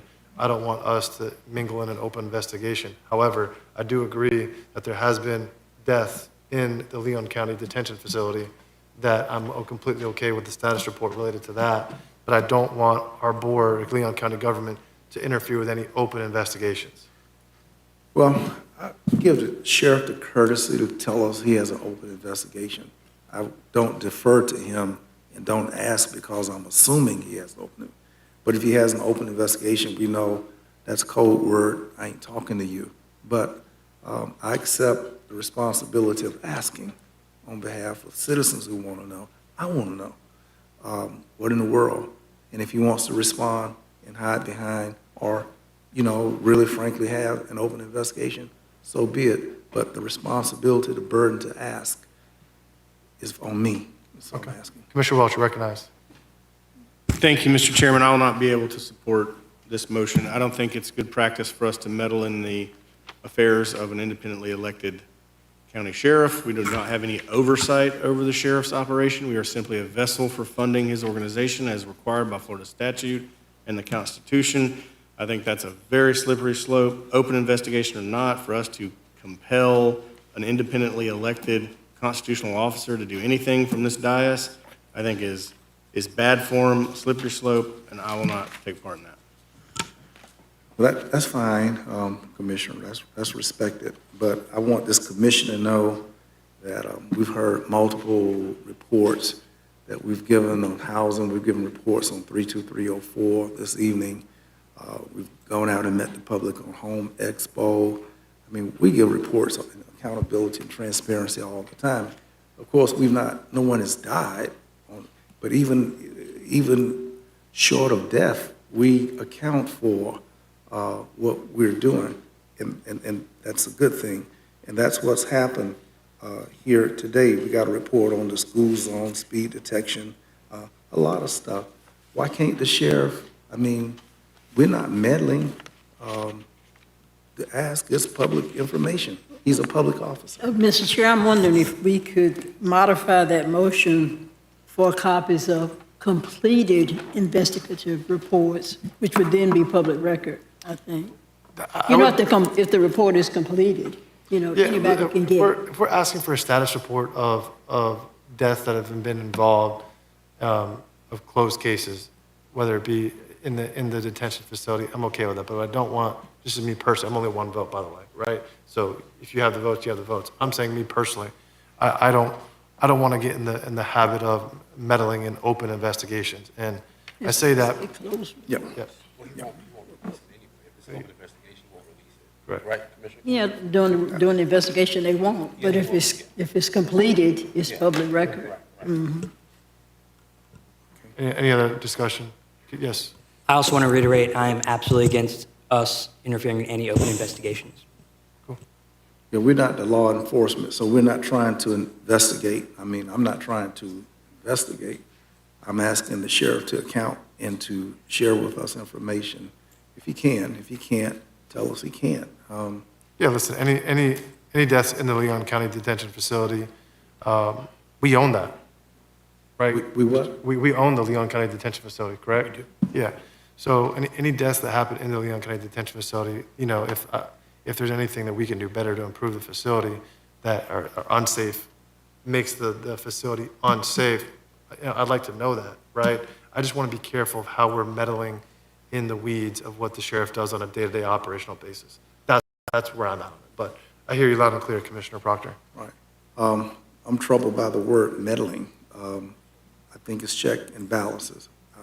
I don't think it's meddling. I think we have a right to expect safety for citizens. Their health, their safety, and welfare, we're responsible. The sheriff is responsible for the health, safety, and welfare of people charged with crime, those he's detained, all the same. So I'm not approaching this as an effort to meddle, simply the right for citizens, in particular for something as unique as death. That's just not essentially what occurs every day, so. All right, we'll take it to a vote. Okay. Motion on the floor by Commissioner Proctor, second by, was it Commissioner Cummings? I second it, but can we get a clarification? Because what I was saying is if we amend it to say completed report, Okay. I think it could be released. but- Sure. But I stand with recommendation from learned counsel to my left that we complete a report. Great. Okay, all those in favor of the motion on the floor, signify by saying aye. Aye. Any opposed? No. I'm a nay as well. Passes 5-2. Madam Attorney, Commissioner Proctor, you're still recognized. Thank you, Mr. Chairman. Commissioners, I'd like a resolution recognizing the Restoration Church of Christ celebrating their 50 years of ministry, June 26th through 28th. Second. Proclamation requested by Commissioner Proctor, second by Commissioner Maddox. All those in favor of the motion, signify by saying aye. Aye. Thank you. There's an appreciation honoring Mr. Sampson Harris, citizen of Leon County, the Harris family, longtime family. He's 85 years old. Their family seeks a proclamation recognizing Mr. Harris as he's in recent Second. months been faced with. Proclamation requested by Commissioner Proctor, second by Commissioner Cummings. All those in favor of the motion, signify by saying aye. Aye. Passes unanimously. Then finally, Commissioners, beg your indulgence to accept a request that Capitol Park be renamed Beasley Nims Capitol Park. And I asked our administrator, Mr. Administrator, do we need to, I'm responding to this request that I have. Do we need an agenda item? I think In 2010, we named it the Capitol Park to the Beasley Nims Field. The request now is that we move from Beasley Nims Field, change it and rename it to the Beasley Nims Capitol Park.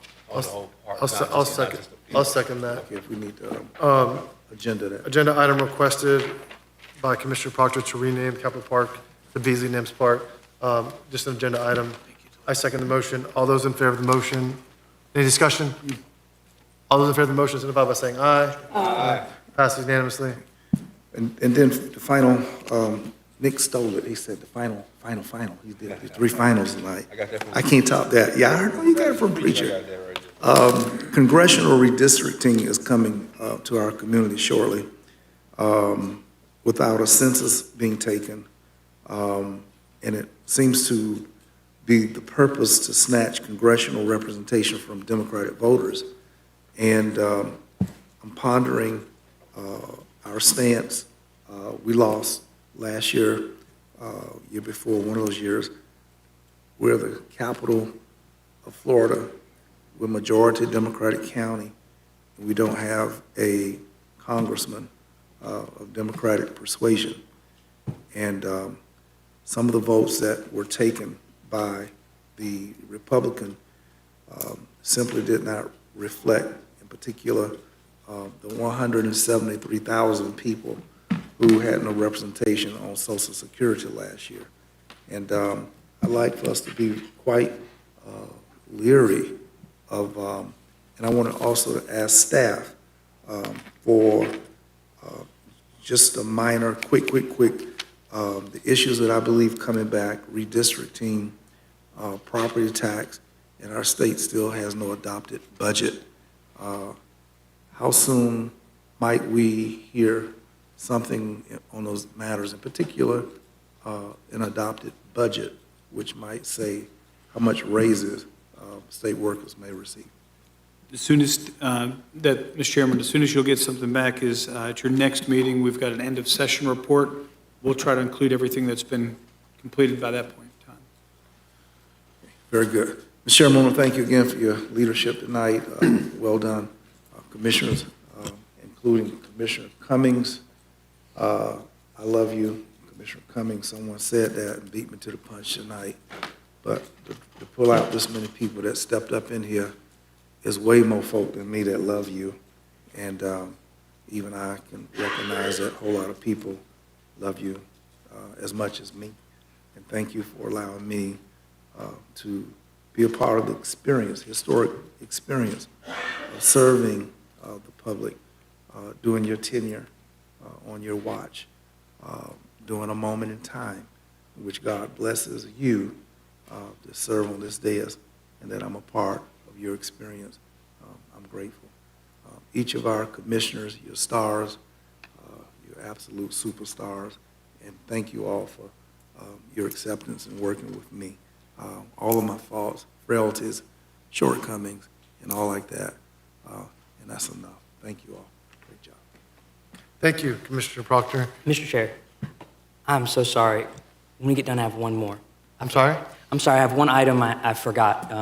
If I can put it in. Yeah, let's do it now, so I'm going to go before I go to Commissioner Maddox. Go ahead. Thank you. This one I couldn't let pass another meeting, and there's been so much, I apologize. I missed it. So a couple meetings ago, so the big thing going on is Southwood and St. Joe in compliance with building a road, right? And we have gotten our legal information in a prior meeting on an unrelated item that clearly puts it in the hands of the city of Tallahassee, clearly. And they are having a hearing. Their commission has decided to see how much they can enforce it under the law. And what I would like, and I fully support that. Now, I am not wanting us to, I don't want to pretend and I don't want to ask us to intercede on that process. That's not where I'm going with this. But that road that would or wouldn't be built would significantly impact a county-maintained road in that area that is Southwood Plantation Road, significantly impacts a large part of our county, and including our unincorporated area. It's not just for the Southwood neighborhoods. It's for all people at Appalachia and where Sutor is now. As we know, enforcement or non-enforcement and legal action or not legal action is happening over at the city. So what I'll be asking for is informational so we can be aware of what's going on. I'm making a motion to ask for next meeting, an information report to come back to us with what has happened since we last got information. Since we've had information, the city will have met, hearings will have been made for developmental reviews, for things that St. Joe wants to get in before any possible challenges. So I'm asking for an information report updating us next month on everything that's happening and where the possible building and requiring or extending of building this road by St. Joe stands. Motion, okay. Motion on the floor by Commissioner O'Keefe, seconded by Commissioner Proctor. Commissioner O'Keefe, here's the issue with that. St. Joe has a 2-year extension. That's via an executive order with the state. So I'll support an informational item on this, so long as it's truly an informational item, and we're not going to be relitigating past things that the board has already discussed. So I guess is the spirit to bring it up because we want to relitigate it, or is it just, hey, you want to know to update the constituents and update the public? Does that make sense? It does make sense. I wish I could relitigate, but I can't. But we need to be informed, well-informed, and our public needs to be well-informed of what litigation or enforcement is happening in the community. Gotcha. I can support that. Commissioners, any questions for Commissioner O'Keefe? Okay. Seeing none, motion moved by the Vice Chairman, second by Commissioner Proctor. All those in favor signify by saying aye. Aye. Passes unanimously. Commissioner Maddox. All right. First things first, Mr. Chair, you ran a heck of a meeting today. Thank you. I want to request a proclamation for the 43rd Annual Big Bend Regional Small Business Week to be presented on site. Motion moved by proclamation requested by Commissioner Maddox, second by the Vice Chairman. All those in favor signify by saying aye. Aye. Secondly, I want to request a proclamation of Florida Tax Watch Principals of the Year from Leon County, and they are Delshana Jackson from Bond Elementary and Lisa Murr, formerly of Woodville School. Proclamation? Proclamation, yes, sir. Second. Proclamation requested by Commissioner Maddox, seconded by Commissioner Proctor. All those in favor signify by saying aye.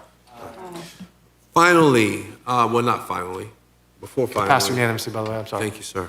Happy birthday to my daughter Nyla. She's a 19-year-old freshman at Florida A&M University. She has her mahogany show this weekend, so she's excited about that. So I want to make sure I give her a birthday shout out, or she'd get me because I gave her all the rest of the kids a birthday shout out. She got a new car or what? I mean, She didn't get a new car. She got the old one. She used to. I gave her a full tank of gas. That cost about $90. She got that. She got a tank of gas.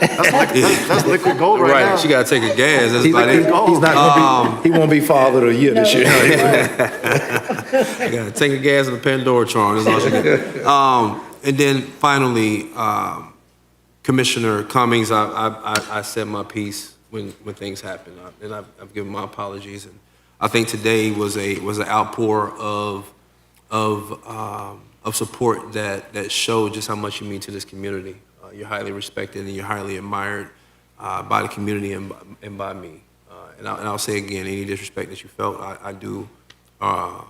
That you felt, I do, and for the disrespect that you felt, I do sincerely apologize. And I want to also recognize, and I think a gentleman set it up there, that I think our county attorney, I think her apology was sincere, and that she recognized that there was some wrong done there. And what I appreciated about the whole situation is that a gentleman said while he's up there that she apologized and you accepted the apology.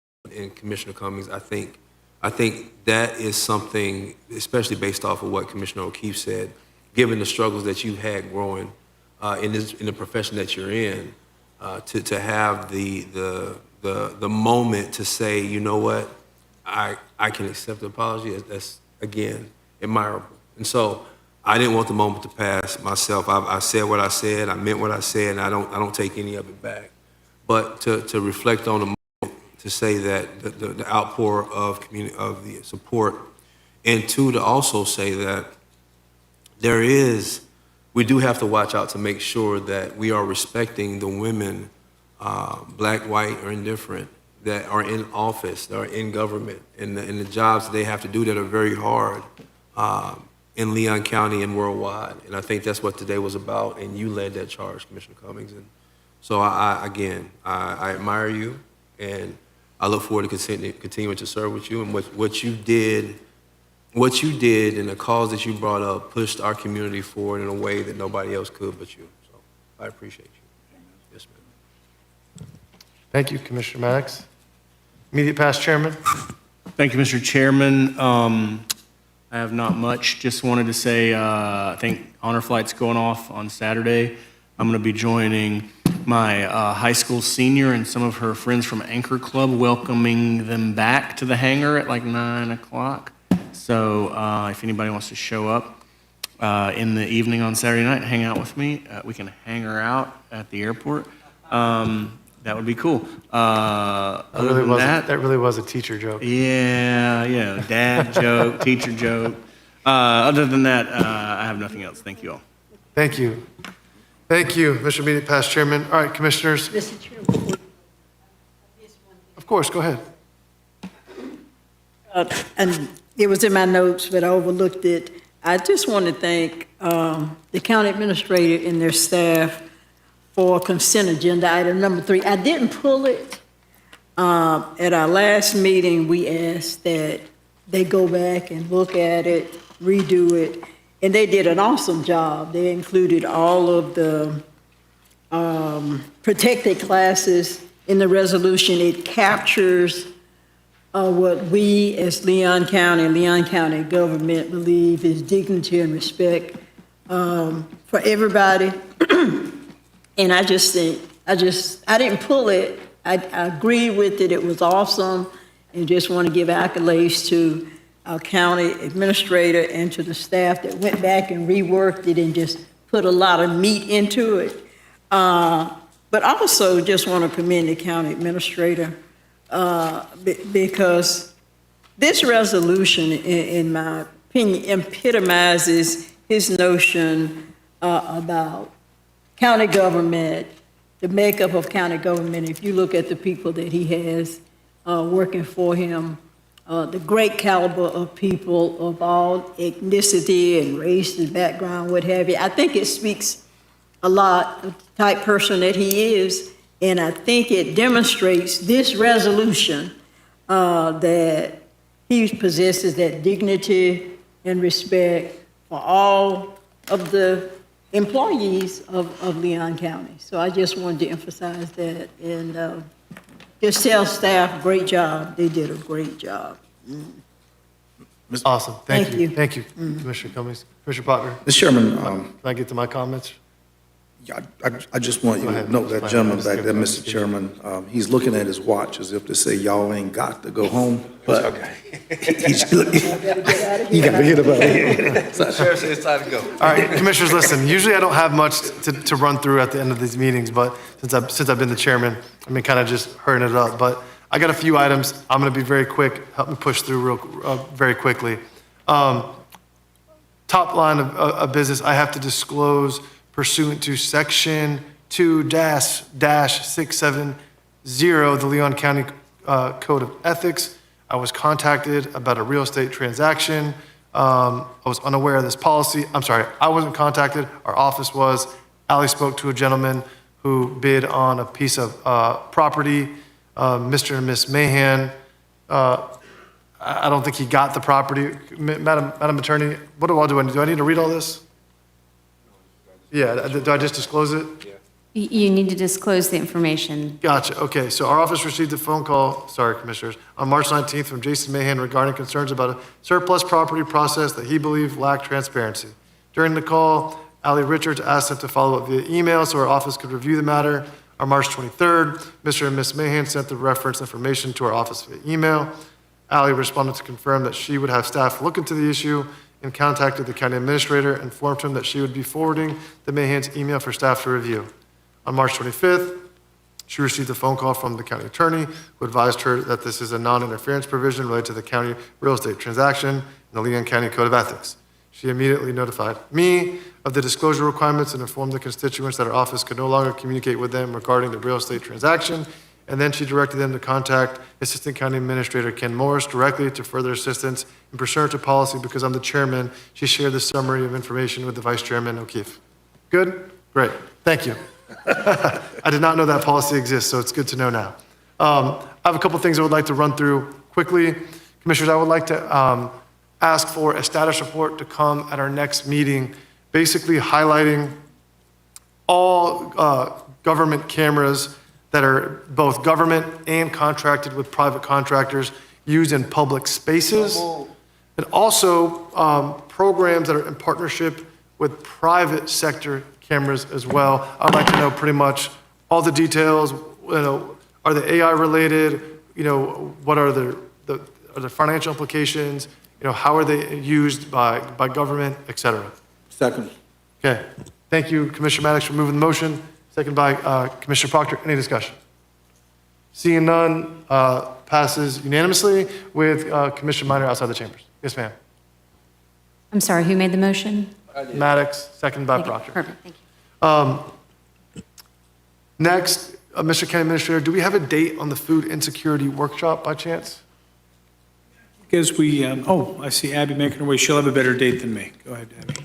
Yeah, so as directed by the board at one of the last meetings, we were going to wait for the FAMU Food Council to issue their report on the topic of food systems. We expect that to be at the end of the year. End of the year? At the end of the year, yes. Mr. County Administrator, are we talking like November, December? Yes, tell me. Yes, that gives the Food Council they've been working for a year at that point to kind of hammer out where they're going, kind of what they've found to then bring back something. So the Food Council's kind of talked about how they're still kind of figuring out their legs and learning to walk. And so that time gives them the year from when they started this work. Okay. All right, thank you, Mr. County Administrator. Commissioner, I'm going to the next item. I don't really love that that's at the end of the year, but I think that's something, Mr. County Administrator, we could probably talk about in a briefing. Yeah. Commissioners, listen, I know that there's been a lot of discussion in the news and press related to Missy's Law, and it's been a little bit politicized here and there. However, I just want to say, extremely proud of the policy behind Missy's Law that passed from the House, passed the Senate unanimously, and was signed by the governor. I think I'm incredibly proud that this was a legislative priority that came from our board and supported from our board, and ultimately is going to put dangerous individuals, especially those who prey on our children, we're going to keep them away from society. And so I know there's been a lot of dialogue in the press about what's happened since then. However, when it comes to my position fundamentally about the bill, I think it keeps kids and families safe. And so I think I want to say thank you to the board for supporting that as a legislative priority. And I'm also proud, I don't know, since I've been elected, if we've ever had a legislative priority actually go between the House, Senate, and then signed by the governor. Next, I would like to give a big thank you and shout out to Sheriff Walt McNeil. Last week, I was invited to attend the Forest Preservation Task Force press conference, where they basically announced a partnership with U.S. Forestry and Florida Fish and Wildlife and the Leon County Sheriff's Office. And basically, this was a step up. If you recall, in 2024, we supported the sheriff in adding the forestry position, which was a new deputy, particularly overseeing the Apalachicola National Forest and Lake Talquin State Forest. 1/3 of our land mass in Leon County are those forests. And so this task force is going to prevent crime that takes place in the forest, such as human trafficking, drug use, illegal camping. And so I know that my neighbors in Highway 20 are really, really excited about this. And I think that this is something that, anytime that we can partnership and leverage relationships with other agencies to help support our residents, I think it's something that we can be proud of. And so I just want to say thank you to the Leon County Sheriff's Office for really spearheading that. Next, I would like to request a proclamation I don't know if you guys saw in the news, but we have a local bakery, The Cake Shop, which just made the Today Show as featured by Brian Gosling. So moved. So moved by, proclamation moved by the Vice Chairman, second by Commissioner Can Maddox. she bring some of them Yeah. Pop-Tarts? I'm gonna make the ask. That place makes banging cakes too. Like, skip the Pop-Tarts and just have a cupcake. Yeah. They're awesome. They've gotten Tallahassee a bunch of good press. So all those in favor of the motion signify by saying aye. Aye. Thank you, Commissioners. Passes unanimously. Commissioner Minor had to run, I assume, but I was going to congratulate him on being selected as one of the trekkers. Madam Attorney, mobile home park update. Do you need any additional board direction? Or I know that there was in the letter that they talked about a payment plan. Can we get a quick update to where we are on that? Sure. OMB staff has already communicated with their representatives, and they've already provided the payment information for them to start making payments. It's my understanding everything will be paid in the next 6 months. Wow, awesome. Commissioners, again, I want to thank you all for walking with me on that particular item. Honestly, it's one of those things where I feel like we fought for the little guy, and it makes me proud to be a Leon County Commissioner. And I also want to thank the mobile home park owner for recognizing, well, I guess they didn't admit to any wrongdoing, but working with the county to make our neighbors whole. I think it's a act of good faith, and I appreciate the willingness to work with us. Lastly, I guess two more issues. One, I would like to request an update on Lake Munson water quality update to come back to our board. So Okay. Second. Thank you. Any discussion? What generates that? What does that mean? Why are you doing that? Because I want to see how the water quality is doing. It's been a while since we've had an update. Yeah, but I want to see with the recent drought and weather conditions if we have any issues that are alarming to review.